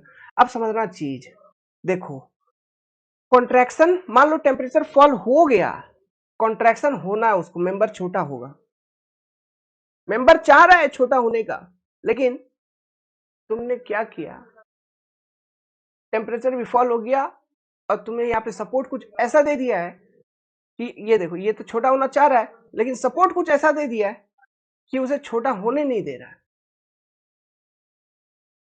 मेंबर के इच्छा के विरुद्ध चले गए, क्या किए, मेंबर का जो इच्छा है कि वो कॉन्ट्रैक्ट हो, उसके विरुद्ध आप चले गए, उसके विरुद्ध आप कुछ ऐसा काम कर दिए, तो क्या होगा, मेंबर में तनाव बढ़ेगी, स्ट्रेसेस डेवलप होंगे। क्यों? इंजीनियरिंग भाषा में मैंने बताया था, रिएक्शन जैसे यहाँ पे डिस्प्लेसमेंट को रजिस्ट करते हो रिएक्शन डेवलप होता है, उसी तरह से एक टर्म आती है स्ट्रेस, स्ट्रेस तभी डेवलप होगा व्हेन स्ट्रेन गेट रजिस्टेड। ये चीज आगे आने वाले चैप्टर में स्ट्रेस स्ट्रेन का डेफिनेशन दिखाऊंगा, तो वहां पे ढंग से और समझ में आएगा। लेकिन अब ये समझो कि स्ट्रेन, ये जो लंबा या छोटा हो रहा है, इसके कारण कुछ स्ट्रेन होता है, ये स्ट्रेन होता है, इसको हम स्ट्रेनिंग बोलते हैं, स्ट्रेनिंग कर रहे हैं मतलब लंबा कर रहे हैं या फिर छोटा कर रहे हैं, ठीक है। तो स्ट्रेन जब रजिस्ट होगा तब स्ट्रेस डेवलप होता है, ये बेसिक फंडामेंटल चीज है। जैसे तुम कुछ करना चाहते हो लेकिन तुम्हें कुछ करने नहीं दिया जा रहा है, समाज की प्रेशर है, दुनियादारी है, सब कुछ तुम्हारे ऊपर दबाव है, तुमको कुछ करने नहीं दिया जा रहा है, तो तुम्हारे अंदर छलबलाहट खलबलाहट बढ़ेगा, तनाव बढ़ेगा। तो वही चीज, सेम चीज मेंबर में होगी, स्ट्रेसेस डेवलप हो जाएंगे। तो वो स्ट्रेसेस हम नहीं चाहते हैं कि मेंबर में डेवलप हो, क्यों? वो स्ट्रेसेस के कारण ही, मेंबर किसी मटेरियल का बना हुआ है ना जी, तो वो स्ट्रेसेस, अतिरिक्त स्ट्रेसेस, फालतू, उसके कारण मेंबर अगर फेल हो जाए तो साहब मेरे से बेवकूफ इंजीनियर कोई होगा? नहीं होगा। मैं नहीं चाहता कि वो स्ट्रेस डेवलप हो, इसीलिए मेंबर अगर चाह रहा है कि उसे कॉन्ट्रैक्ट होने दिया जाए तो भाई हम सपोर्ट ऐसा प्रोवाइड कर देंगे, चल भाई तू कॉन्ट्रैक्ट हो जा। तो रोलर सपोर्ट अगर दोगे तो लीनियर डायरेक्शन में आगे पीछे घिसक सकता है, तो अगर उसको कॉन्ट्रैक्ट होना है तो एक एंड पे, जैसा ब्रिज वगैरह होता है बहुत लंबा होता है, ठीक है, तो ब्रिज वगैरह बहुत लंबा होता है, देखिए, तो किसी एक एंड पे, एकदम एंड पे तुम देखोगे एंड वाला सपोर्ट, देखना कभी जाके, वो रोलर होता है,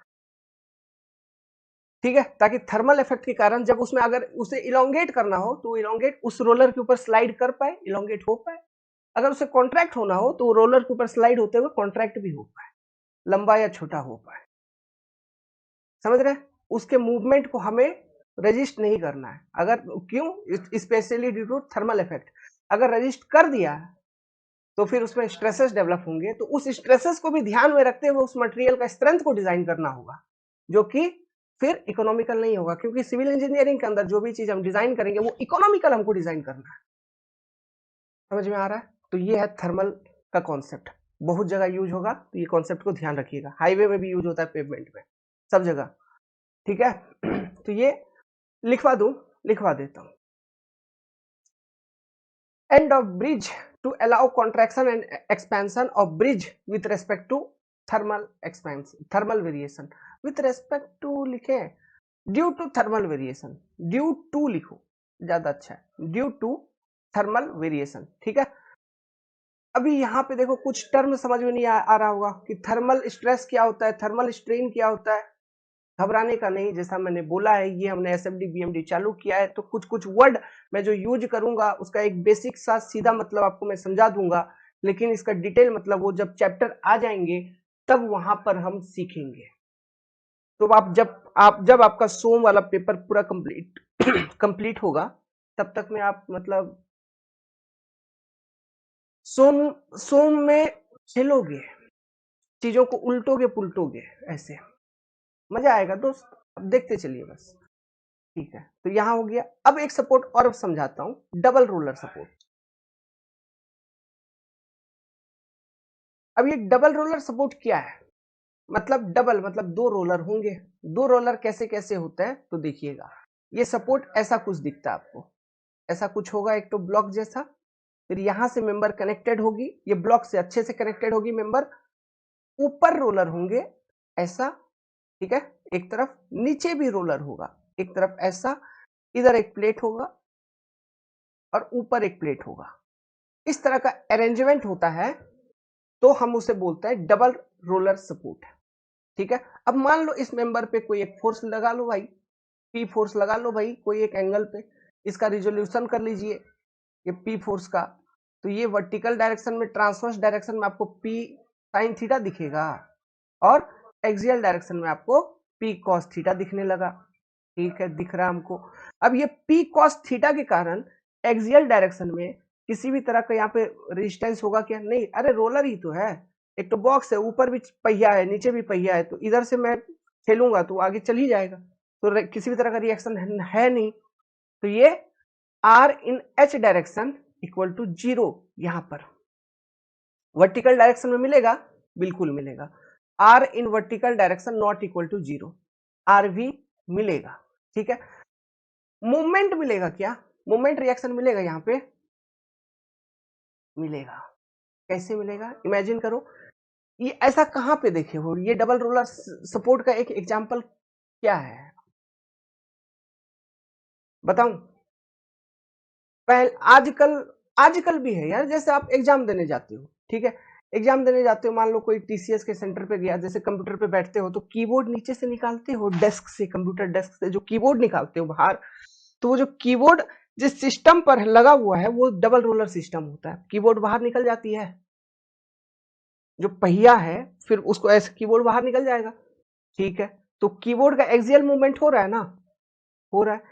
कीबोर्ड को दबाओगे तो कीबोर्ड क्या नीचे चला जा रहा है, जमीन के नीचे, या फिर मतलब वर्टिकल डायरेक्शन में डिस्प्लेसमेंट हो रहा है क्या, कीबोर्ड पे ऐसे हाथ रख दोगे तो क्या वो कीबोर्ड मतलब वर्टिकली डिस्प्लेस हो जाएगा, नहीं, लेकिन कीबोर्ड को ऐसे पुल कर देंगे तो एक्सियल डायरेक्शन में डिस्प्लेस हो जाता है।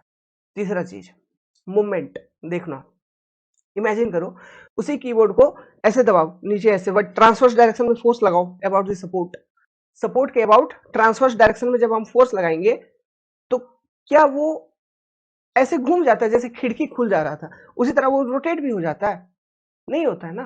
कंप्यूटर डेस्क होता है क्या जो जिसपे कीबोर्ड रहती है, वो होता है क्या ऐसा रोटेट, नहीं होता है। मतलब डबल रोलर सपोर्ट के केस में यहां पर आपको मूवमेंट रिएक्शन भी मिलेगा एमजेड भी मिलेगा, तो ये नॉट इक्वल टू जीरो होता है, कंफ्यूज नहीं होना, ठीक है। तो यहां पे दो रिएक्शन आपको देखने को मिलेगा, इसका एक एग्जांपल जो है computer desk, computer desk, computer keyboard desk,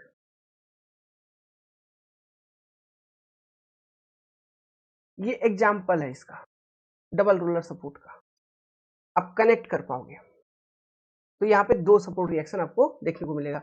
और ये मूवमेंट यहाँ पे क्यों मिल रहा है, बेसिकली मूवमेंट क्यों डेवलप हो रहा है, क्यों वो रोटेट नहीं कर रहा है, क्योंकि देखो ना, सोचो वो रोटेशन कहने का मतलब क्या है, ये मान लो यहाँ पे डबल रोलर सपोर्ट है, इसके बाद रोटेट करना था तो मेंबर ऐसे इस तरह से रोटेट करता है इस पी साइन थीटा फोर्स के कारण, बट ऊपर भी एक प्लेट लगा हुआ है, तो जैसे मेंबर रोटेट करेगा तो ऊपर वाला प्लेट इसको रोकेगा, हाँ, और नीचे से भी प्लेट है तो ये ऊपर भी ऐसे जाने का कोशिश करेगा तो नीचे वाला प्लेट भी ऊपर इसको जाने नहीं देगा, मतलब दो रेजिस्टेंस है इस एंड पे, एक मतलब रोटेशन के अगेंस्ट में इस एंड पे एक रेजिस्टेंस मिल रहा है, वो सपोर्ट्स के कारण, वो प्लेट के कारण, ये जो प्लेट यहाँ पे लगा हुआ है इनके कारण बेसिकली, है ना। इसलिए एक मोमेंट रिएक्शन भी यहाँ पे आपको देखने को मिलता है। तो ये आपका डबल रोलर सपोर्ट। तो ये सारे जो सपोर्ट्स अभी मैंने आपको बताए, समझाए, ये एक्सटर्नल सपोर्ट होते हैं। यही 4 तरह का बेसिकली एक्सटर्नल सपोर्ट होता है।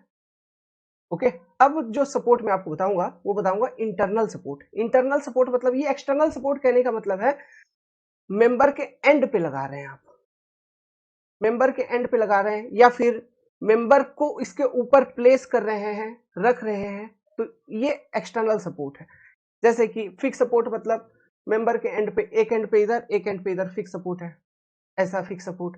हिंज सपोर्ट मतलब यहाँ पे हिंज आपने प्रोवाइड कर दिया, इधर हिंज प्रोवाइड कर दिया, ऐसा हिंज सपोर्ट हो गया, ये सारा। ठीक है। इंटरनल सपोर्ट क्या होता है, मेंबर के बीच में अगर हो, मतलब मेंबर के बीच में, ये नहीं कि ये एक मेंबर है, जैसे ये पूरा का पूरा मेंबर, और मान लो यहाँ पे एक सपोर्ट है, यहाँ पे एक सपोर्ट है, इधर भी एक मैंने हिंज सपोर्ट डाल दिया, या फिर रोलर टाइप का जो रोलर सपोर्ट इससे पहले मैंने समझाया वो यहाँ पे लगा दिया। तो ये रोलर सपोर्ट, आप बोलोगे ये तो सर मेंबर के बीच में दिख रहा है, यहाँ पे ये मेंबर है लेकिन बीच में है, तो ये वाला बीच नहीं, ये तो एक्सटर्नल सपोर्ट ही है। यहाँ पर बीच मतलब मेंबर के बीच में, समझ रहे हैं। तो वो उस तरह का जो सपोर्ट होता है उसको बोलते हैं इंटरनल सपोर्ट, दो मेंबर के बीच में, मतलब दो मेंबर को जो कनेक्ट करता हो। अभी समझाता हूं, देखो अब टॉपिक डालो इंटरनल सपोर्ट्स।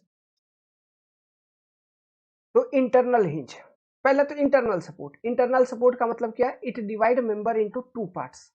ठीक है, दो, एक मेंबर में अगर इंटरनल हिंज कहीं पे डाल दिए तो वो पूरे एक मेंबर को दो पार्ट में डिवाइड करते हैं। इंटरनल हिंज एक पहला टाइप का इंटरनल सपोर्ट है। देखिए मैं एक मेंबर बना रहा हूं, अभी थ्योरी समझाऊंगा, न्यूमेरिकल क्वेश्चंस जब करेंगे इसका एप्लीकेशंस को भी अच्छे से, यही इन्हीं थ्योरी को अप्लाई करके न्यूमेरिकल क्वेश्चंस को सॉल्व करेंगे। ठीक है, मान लीजिए ये एक फिक्स सपोर्ट है, प्लस ये एक मेंबर था ऐसा। ठीक है, ये बीम है एक, और इधर एक और एक सपोर्ट है। कौन सा सपोर्ट लोगे, मान लो इधर एक हिंज सपोर्ट भी है, एक तरफ फिक्स सपोर्ट, एक तरफ हिंज सपोर्ट, और एक पूरा मेंबर है जिसका लेंथ है एल, ये एक बीम है। क्या है, एक बीम है। अब मैं क्या कर रहा हूं, एक इंटरनल हिंज डाल दिया, यहां पे एक इंटरनल हिंज डाल दिया मान लो। तो ये इंटरनल हिंज, इसको मैंने क्या बोल दिया कि ये इंटरनल हिंज है। ध्यान से सुनना ये कॉन्सेप्ट, है ना। इसको मैंने बोल दिया कि ये इंटरनल हिंज है आपका।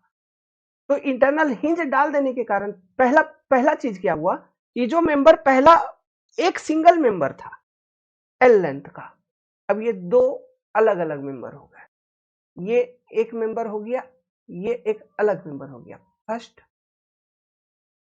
जैसा भी नंबरिंग कर सकते हो, सेकंड फर्स्ट, फर्स्ट सेकंड, मतलब मेंबर दो पार्ट में डिवाइड हो गया। अब ये इंटरनल हिंज है कैसा, मान लो ये जो बीम है इसका जो क्रॉस सेक्शन है रेक्टेंगुलर है, इसका जो क्रॉस सेक्शन है वो रेक्टेंगुलर है। तो मैं बनाता हूं, देखो ऐसा,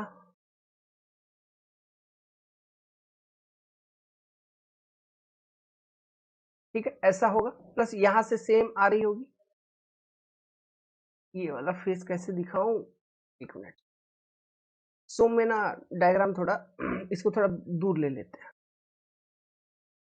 ऐसा। ठीक है यार, समझ जाना उतना, है ना, क्या दिक्कत है यार समझने में, ठीक ठाक तो बन गया। ठीक है, ये वाला एक हिस्सा, वो वाला एक हिस्सा, इन दोनों के बीच में अपने एक इंटरनल सपोर्ट डाल दिया, एक हिंज डाल दिया, इन दोनों को आपस में कनेक्ट करवा दिया ऐसा, एक गेंद जैसा कुछ होगा उससे, हिंज, इंटरनल हिंज होता है ये। ठीक है, यहाँ पे आपने एक इंटरनल हिंज प्रोवाइड कर दिया। जैसे थ्री हिंज आर्च में दो मेंबर आके ऊपर एपेक्स पॉइंट पे स्ट्रक्चर में देखेंगे, वहां पे इंटरनल हिंज से कनेक्टेड होता है। उसी तरह यहाँ पे ये जो बीम है उसका दो हिस्सा आया, ठीक है, बीच में एक इंटरनल हिंज है, उससे कनेक्ट हुआ, तो ये मेंबर के बीच में है, समझ रहे हैं ना। ये एक्सटर्नल नहीं, इसलिए ये इंटरनल सपोर्ट है। इसको क्या बोलते हैं, इंटरनल सपोर्ट, जो दो मेंबर को कनेक्ट कर रहा है, कनेक्ट कर रहा है। यहाँ पे ये member one, this is your member two, अब हमें इस इंटरनल सपोर्ट का प्रॉपर्टी को पढ़ना है, ठीक है। तो कैसे पढ़ेंगे, ये मैंने आपको थोड़ा ये विजुअलाइजेशन 2D में दे दिया, ठीक है। इस तरह का भी डायग्राम बहुत सारा बनाएंगे। अब देखो, फोर्स लगा लो, लेट्स सपोज ये एक फोर्स मैंने लगा लिया, पी फोर्स लगा लिया ऐसा थीटा एंगल पे। इस फोर्स को फिर रिजॉल्व करूंगा अगर इस मेंबर पे, तो मेरे को दो फोर्स मिलेगा, ये तो क्लीन है। इस फोर्स को अगर मैं रिजॉल्व करूं तो एक कंपोनेंट इसका पी कॉस थीटा ऐसा एक्सियल मिलेगा मेंबर में, पी कॉस थीटा, ये एक्सियल फोर्स है जो मेंबर में है, और एक मिलेगा मेरे को ऐसा वर्टिकल ट्रांसवर्स डायरेक्शन में जो कि होगा पी साइन थीटा, ये एक फोर्स मिल रहा है, ठीक है, क्लियर है। अब मैं दूसरा चीज करता हूं, अब मैं थोड़ा सा क्या करूंगा, लेट्स सपोज कि मैं ये जो हिंज पॉइंट है, इस हिंज पॉइंट के अबाउट दोनों मेंबर को सेपरेट करके देखता हूं, अलग अलग कर देता हूं, अलग अलग करके मैं देखूंगा, ठीक है। तो चलिए अलग अलग किया जाए, क्योंकि वो इंटरनल सपोर्ट है ना, तो अलग कर सकते हैं हम, उस सपोर्ट के अबाउट मेंबर को अलग कर देते हैं। चलिए तो अलग कर दूंगा, तो देखो यहाँ पे एक फिक्स सपोर्ट था पहले से, प्लस यहाँ पे एक मेंबर आया। लेट्स सपोज ये जो हिंज वाला पॉइंट है, इसको हम एक नाम भी दे देते हैं, रुक जाइए थोड़ा सा। लेट्स सपोज ये हिंज वाला पॉइंट है बी पॉइंट, ठीक है, ये ए पॉइंट हो गया, ये बी पॉइंट हो गया, ये सी पॉइंट हो गया। हिंज वाला बी पॉइंट है, ये लोकेशन क्या है, इसका नाम है बी, लोकेशन का नाम ए बी सी देते हैं ना सपोज, ऐसे ही बी पॉइंट।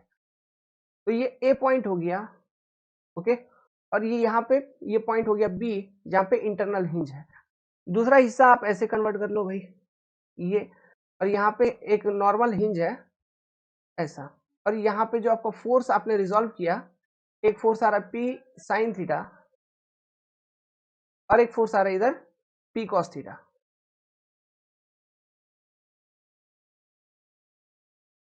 ठीक है। इधर था आपका इंटरनल हिंज यहाँ पे। अब इंटरनल हिंज चाहे आप ये मेंबर 1 है मान लो, ध्यान से सुनना, और ये मेंबर 2 है, चाहे आप मेंबर 1 का एंड पे देखो या मेंबर 2 का एंड पे देखो, कहीं कहीं पर भी एक जगह किसी एक मेंबर के साथ इंटरनल हिंज को कनेक्ट करवा दो, कोई फर्क नहीं पड़ता। मतलब मान लो जो इंटरनल हिंज है ये कोई ना कोई फिजिकल चीज होगा, तो मान लो वो जब मैंने मेंबर को अलग किया तो मेंबर 2 के साथ इंटरनल हिंज को मैंने कंसिडर कर लिया, कोई बात नहीं। आपका शौक हुआ, आपने क्या किया, वो इंटरनल हिंज जो फिजिकल चीज था उसको पार्ट 1 जो है उसके साथ आपने कंसिडर कर लिया, कोई बात नहीं यार, जो इक्वेशन बताऊंगा वो चेंज नहीं होगा, वो सेम ही रहेगा, वो इंटरनल हिंज का प्रॉपर्टी है। अब वो इक्वेशन समझने से पहले मैं आपको अब विजुअलाइजेशन देता हूं, ठीक है। होगा क्या बताओ, जैसे पहला वाला डायग्राम पे चलो, यहाँ पे विजुअलाइजेशन लो। जैसे ये दो मेंबर हैं, तो ये एक मेंबर मेरा, ये वाला एक मेंबर, ये एक मेंबर इंटरनल हिंज से कनेक्टेड है, और सोचो कि यहाँ पे कनेक्टेड है इंटरनल हिंज से, इधर लोडिंग ऐसे लग रहा है, कुछ भी लोडिंग वोडिंग लग रहा है, लोडिंग लगेगा तो क्या ये दोनों एक दूसरे से सेपरेट हो जाएंगे, नहीं होंगे, सेपरेट नहीं होगा, होगा सेपरेट नहीं होगा, क्यों, ये मेंबर कनेक्टेड है एक दूसरे से, ठीक है। तो वर्टिकल डायरेक्शन में ये सेपरेट नहीं होंगे, मतलब वर्टिकल डायरेक्शन में यहाँ पे एक इंटरनल फोर्स होगा, समझ में आ रहा है। वर्टिकल डायरेक्शन में भी आपको एक इंटरनल फोर्स दिखने को मिलेगा, वो फोर्स एक्स्ट्रा इंटरनल है, उसको हम इंटरनल फोर्स बोलेंगे, जो भी फोर्स मैं आपको दिखाऊंगा वो फोर्स इंटरनल फोर्स है। वर्टिकल डायरेक्शन में एक इंटरनल फोर्स आपको देखने को मिलेगा, ठीक है।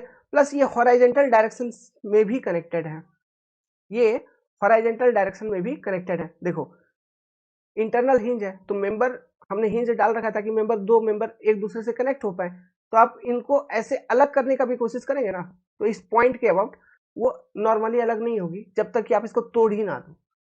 तो ये हॉराइजेंटल डायरेक्शन में भी कनेक्टेड होते हैं, वर्टिकल डायरेक्शन में भी कनेक्टेड होते हैं, दो चीजें क्लियर है। तीसरा, रोटेशन पे बात किया जाए, देखो तो यहाँ पे इंटरनल हिंज है बीच में और दो मेंबर कनेक्टेड है, मान लो लोडिंग इधर है, तो इस तरफ लोडिंग के कारण इस इंटरनल हिंज के अबाउट एक मोमेंट आएगा, तो वो मूवमेंट के कारण मेंबर रोटेट कर जाएगी, मतलब इंटरनल हिंज पे कोई मूवमेंट रेजिस्टेंस नहीं होता, नेट मूवमेंट इंटरनल हिंज पे 0 होता है, वहां पर भी कोई मूवमेंट रेजिस्टेंस नहीं होगा। और एक खास बात, इंटरनल हिंज के अबाउट मेंबर का इंडिपेंडेंट रोटेशन होता है। जैसे यहाँ पे इंटरनल हिंज के अबाउट दो मेंबर कनेक्टेड है, ये वाला एक, ये वाला एक, ये एक, ये एक। तो मान लो लोडिंग इधर है, ठीक है, तो मेंबर ये रोटेट करेगा खाली, इसको रोटेट करवाया क्या? नहीं, ऐसा ऐसा किया क्या ये रोटेशन हो रहा है तो ये भी कुछ ऐसा रोटेट कर, नहीं, इंडिपेंडेंट रोटेशन। ये मेंबर इंटरनल हिंज के अबाउट अपना अलग रोटेशन हो सकता है ड्यू टू, मान लो इधर कुछ मैग्नीट्यूड ऑफ लोड है, तो उस मैग्नीट्यूड ऑफ लोड के करस्पॉन्डिंग जो मोमेंट बन रहा है उस मोमेंट के करस्पॉन्डिंग उसका रोटेशन होगा।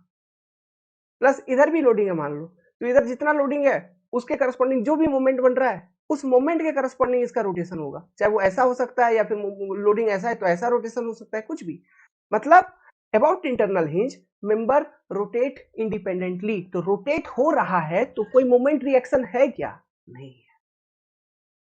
तो ये कैरेक्टरिस्टिक्स है इंटरनल हिंज का, वहां पे मोमेंट रिएक्शन भी नहीं होता, मेंबर इंटरनल हिंज के अबाउट इंडिपेंडेंट रोटेशन करता है, वर्टिकल डायरेक्शन में वो कनेक्टेड होते हैं मेंबर्स, हॉरिजॉन्टल डायरेक्शन में भी कनेक्टेड होते हैं। तो अब लिखता हूं इक्वेशन इंटरनल हिंज के अबाउट। पहला पॉइंट, नेट फोर्स इज 0, चाहे आप हॉरिजॉन्टल में देख लो वर्टिकल में देख लो, नेट फोर्स होगा 0। हॉरिजॉन्टल डायरेक्शन में तो कनेक्टेड है ही ना, ठीक है, वो तो कनेक्टेड है, उससे हमको मतलब ही नहीं है, नेट फोर्स होता है 0। Second, net movement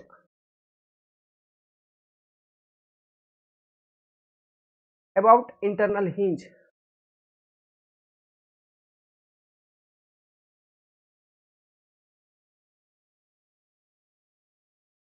is 0, important है इसलिए लिख रहा हूं अच्छे से। Third, member rotate independently about internal hinge,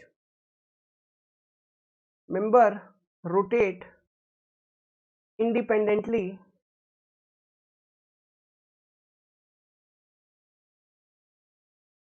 about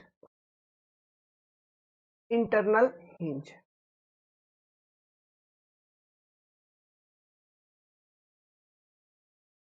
clear है? ठीक है।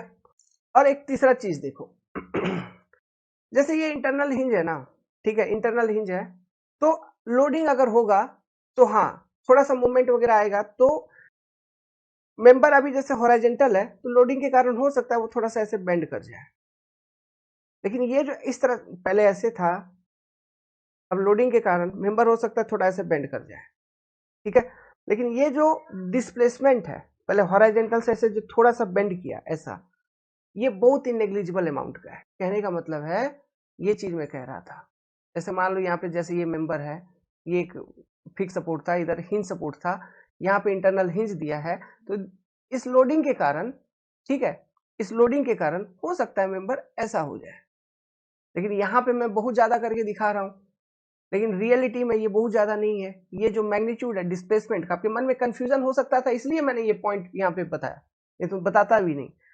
तो ये जो मैग्नीट्यूड है डिस्प्लेसमेंट का, it is negligible elastic displacement, negligible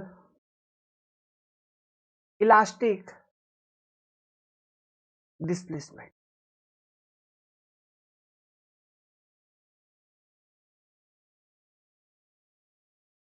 तो ये नेग्लिजिबल इलास्टिक डिस्प्लेसमेंट का मतलब क्या है? इलास्टिक है मतलब जब आप लोड को हटा दोगे तो वो जो ऐसे बेंड हुआ था वो फिर से सीधा हो जाएगा, यही मतलब होता है। और वो नेग्लिजिबल है मतलब वो हुआ ही था थोड़ा, और फिर भी लोड को हटा दोगे तो वो फिर भी जो भी हुआ था वो भी रिमूव हो जाएगी, वो अपने आप इस मेंबर अपने ओरिजिनल पोजीशन पे आ जाएगा। तो हमें उस पर ध्यान नहीं देना है, ठीक है। लेकिन स्टील में जब एक टॉपिक आता है प्लास्टिक एनालिसिस, वहां पर हम देखेंगे मैकेनिज्म कंडीशन। तो मैकेनिज्म कंडीशन ऐसे ही बनता है, ट्रायंगल जैसा बनता है, फिर प्लास्टिक एनालिसिस का वो कॉन्सेप्ट है वो उधर देखेंगे। वहां पर प्लास्टिक हिंज बनती है, वहां पर मेंबर में प्लास्टिक हिंज बनती है due to yielding of member. ये सारा टर्म क्या क्या बोले जा रहा हूँ, इल्डिंग क्या है, प्लास्टिक हिंज क्या है, सब समझ में आएगा, ठीक है, धीरे धीरे, बस ध्यान रखना। तो वो जो हिंज बनती है प्लास्टिक हिंज, वो भी एक तरह का इंटरनल हिंज है। यही लिंकअप करवा रहा था, ठीक है। खैर, ओके। अब देखिए, अब थोड़ा सा दो दो तीन बातें तो आप जान ही गए उसका बेसिक, है ना। इसका एप्लीकेशन में न्यूमेरिकल सॉल्व करवाऊंगा तो और क्लीन हो जाएगा। नेट फोर्स इज जीरो कहां पे, at B. Net moment about internal hinge मतलब बी पे जीरो, ऐसा। अब इसको बैलेंस करिए, इसका फोर्स बैलेंस करिए। फोर्स बैलेंस करोगे बाबू, देखो यार, सबसे पहले तो इस वाले एंड पे, बी एंड पे देखो, ये पी साइन थीटा जो वर्टिकल फोर्स है, इसको रजिस्ट करने के लिए ऐसे एक वर्टिकल डायरेक्शन में यहां पर एक आरबी फोर्स आपको देखने को मिलेगा, इंटरनल फोर्स, ठीक है। तो इधर अगर मान लो इधर ये आरबी अपने नीचे से ऊपर ऐसे दिखाया, तो यहाँ पे आरबी जस्ट इसका अपोजिट हो जाएगा, ठीक है। और ये कंडीशन होगी तभी यहाँ पे नेट फोर्स जीरो होगा। क्यों? ये दोनों इक्वल मैग्नीट्यूड के होंगे, ये भी आरबी, ये भी आरबी, और एक ऊपर से ऊपर ऐसा तो एक नीचे ऐसा, तो कैंसल आउट, खत्म, नेट फोर्स जीरो। ये चीज होती है इंटरनल हिंज पे, ध्यान रहेगा, ठीक है। तो आरबी जो यहाँ पे, ये जो आरबी फोर्स मैंने दिखाया, इसका कैलकुलेशन के लिए बोलता है कभी कभी स्ट्रक्चर वगैरह में, सोम वगैरह में, ऑब्जेक्टिव क्वेश्चन में थोड़ा टफ लेवल का जो होता है, गेट वगैरह में पूछ लेता है, तो इसका कैलकुलेशन के लिए बोलता है कि what is internal force at hinge location. वो उसका भी वैल्यू निकाल के बताओ उनको, बता देंगे, ठीक है। इस तरह का जब भी आएगा एक दो क्वेश्चन हम करवाएंगे तो वहां से और क्लियर हो जाएगा। लेकिन ये पैटर्न अब ध्यान रखना, इस तरह से हम फ्री मेंबर को सेपरेट कर देंगे उसके अबाउट, फिर जो सेपरेट किया है उसको हम बैलेंस करेंगे, उसका फोर्स बैलेंस करेंगे, फिर आगे चल के अभी तो हम देखेंगे रिएक्शन कैसे निकालते हैं, सपोर्ट रिएक्शन वगैरह, वही सेम कॉन्सेप्ट को अप्लाई करके ये आरबी का वैल्यू निकाल लेंगे। तो ये जो आरबी है इसको हम बोलते हैं इंटरनल फोर्स, इंटरनल फोर्स। ये एक्सटर्नल सपोर्ट रिएक्शन नहीं है, ये इंटरनल फोर्स है जस्ट, ठीक है। और ये कंडीशंस आप ध्यान रखना, net force is zero, net movement about internal hinge is zero. अब देखो रियल चीज बताता हूं आगे चल के बच्चा लोग, ये जो net movement about internal hinge is zero है, इस वाला सेंटेंस के ऊपर पूरा स्ट्रक्चर सोम सब जगह क्वेश्चंस भरा पड़ा होगा, और यूज भी है, हर एक जगह पूछे जाते हैं। बट ये वाला जो स्टेटमेंट है, net force is zero at B, इस स्टेटमेंट पर बेस्ड क्वेश्चंस बहुत ही कम आए, नेग्लिजिबल आए। तो थोड़ा एडवांस या टफ लेवल का क्वेश्चन बनाने के लिए ये ऊपर वाला स्टेटमेंट भी पूछा जा सकता है, और इंटरनल हिंज के बारे में पूछा जा सकता है। Consider following statement related to internal hinge, दो तीन स्टेटमेंट डाल देंगे ऐसा, ये जो मैंने बताया इनमें से कोई दो होगा या एक होगा, टिक लगाओ कौन से सही है। तो यही तीन है, और कोई स्टेटमेंट नहीं है इंटरनल हिंज का। इंटरनल हिंज लोकेशन पे नेट फोर्स जीरो होता है, लेकिन इंटरनल फोर्स होता है कि नहीं होता है? हाँ जी, देख तो रहा है हमको, आरबी इंटरनल फोर्स होता है, ठीक है। इंटरनल फोर्स होता है, लेकिन नेट फोर्स, नेट फोर्स कहने का मतलब है जब हम सम निकालेंगे ना, sum of all forces about point B, वो जीरो होना चाहिए, net force at B zero होना चाहिए, ठीक है। नेट हम कैसे नेट निकालते हैं? नेट मतलब देखो बेसिक है, जैसे ये कोई गाड़ी है, ठीक है, ये गाड़ी है, इधर से एक फोर्स लग रहा है F1, इधर से एक फोर्स लग रहा है F2, ऐसा। तो किसी एक डायरेक्शन में, जैसे हम x डायरेक्शन में, ये x डायरेक्शन है, तो F1 माइनस F2, एक अगर इधर से पॉजिटिव तो उधर से नेगेटिव कंसीडर कर लिया, ये जीरो होना चाहिए। तो ये F1 माइनस F2 क्या है? This is your net force. ये कॉन्सेप्ट होती है नेट फोर्स की। तो ये कोई एक डायरेक्शन में देखा तो नेट फोर्स जीरो होना चाहिए, उसी तरह वर्टिकल डायरेक्शन में देख लो, ठीक है, नेट फोर्स जीरो होना चाहिए, वही चीज है। हॉरिजॉन्टल में देख लो, नेट फोर्स जीरो होना चाहिए, तो वही स्टेटमेंट लिखा है, net force is zero at B. जब हम न्यूमेरिकल सॉल्व करेंगे तब आपको और अच्छे से समझ में आ जाएगा, कोई घबराने वाली दिक्कत नहीं है, बात नहीं है।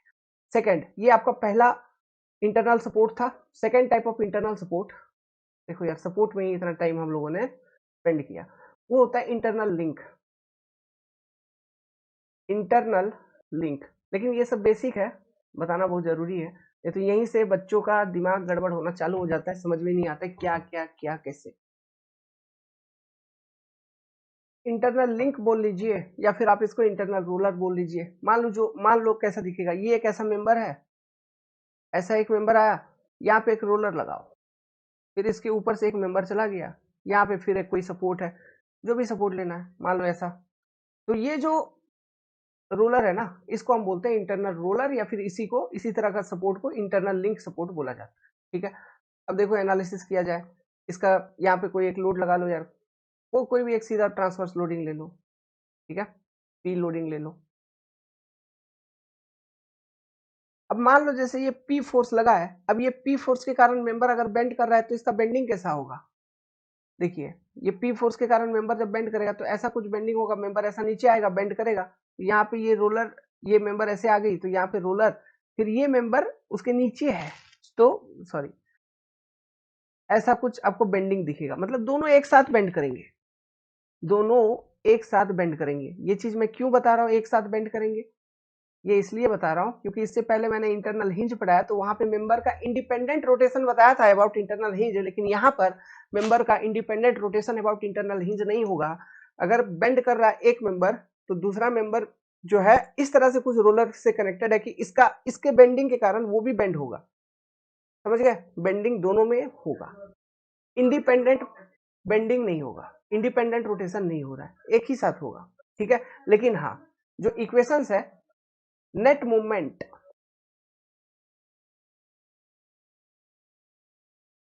ये मान लो पॉइंट बी है तो net movement about B is zero. जो इक्वेशन हिंज में था वही इक्वेशन यहाँ पर भी हम वैलिड करेंगे, मतलब अप्लाई करेंगे कि summation of movement about point B equal to zero. हम ये इक्वेशन लिख सकते हैं क्योंकि net movement about B is zero. दूसरा, net force about B is also zero.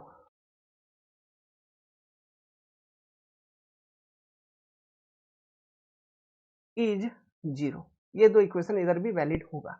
Net movement about B is zero, net force about B is zero.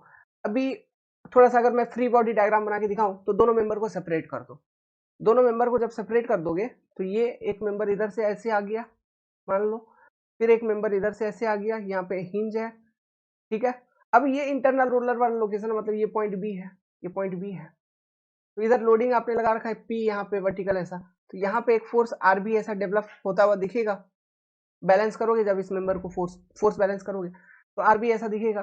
तो R B इधर से ऊपर दिख रहा है तो इधर से net force equal to zero है, net force about point B zero है। तो इसका मतलब ये जो आरबी है, जैसे इधर से नीचे से ऊपर है तो इधर ऊपर से नीचे होना चाहिए आरबी, तभी जाके ये इक्वल मैग्नीट्यूड का होगा, तभी जाके ये दोनों कैंसिल होगा और यहाँ पे नेट फोर्स जीरो आपको देखने को मिलेगा, नहीं तो नहीं। ये कंडीशन यहाँ पर भी है और ये आरबी यहाँ पर भी, इस आरबी को हम क्या बोलते हैं?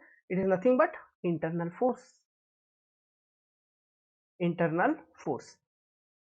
ठीक है, और मेंबर का rotation about the internal link is not independent here.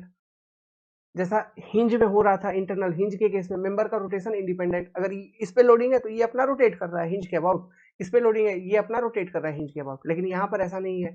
एक रोटेट कर रहा है तो इसका रोटेशन के कारण दूसरा मेंबर भी रोटेट कर रहा है।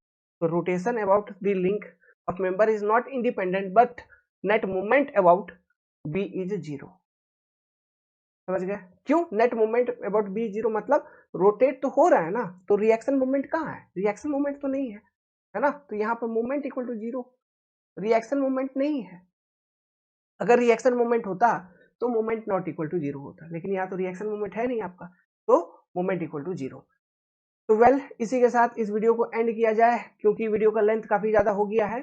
ठीक है आज, लेकिन उम्मीद करता हूँ ये जो कॉन्सेप्ट हमने टाइप ऑफ सपोर्ट का डिस्कस किया, रिएक्शन मूवमेंट का, ये सारा रिएक्शन फोर्स का, ये सब कुछ समझ में आया होगा। अगला टॉपिक से, अभी तो बेसिक ही चलेगा, थोड़ा इस पे टाइम स्पेंड करेंगे। ठीक है, लेकिन अगला टॉपिक से, लेकिन मेरा ना दिल नहीं मानता है, मैं मैक्सिमम टू मैक्सिमम बात करना चाहता हूँ एक किसी टॉपिक पे। ओके, खैर जो जैसा होगा देखते चलेंगे, लेकिन अभी तो बेसिक जब तक चलेगा वो तो अच्छे से करना है, फिर जब क्वेश्चंस करेंगे अपने आप टाइम शॉर्ट हो जाएगा। चलिए, ऑल द बेस्ट।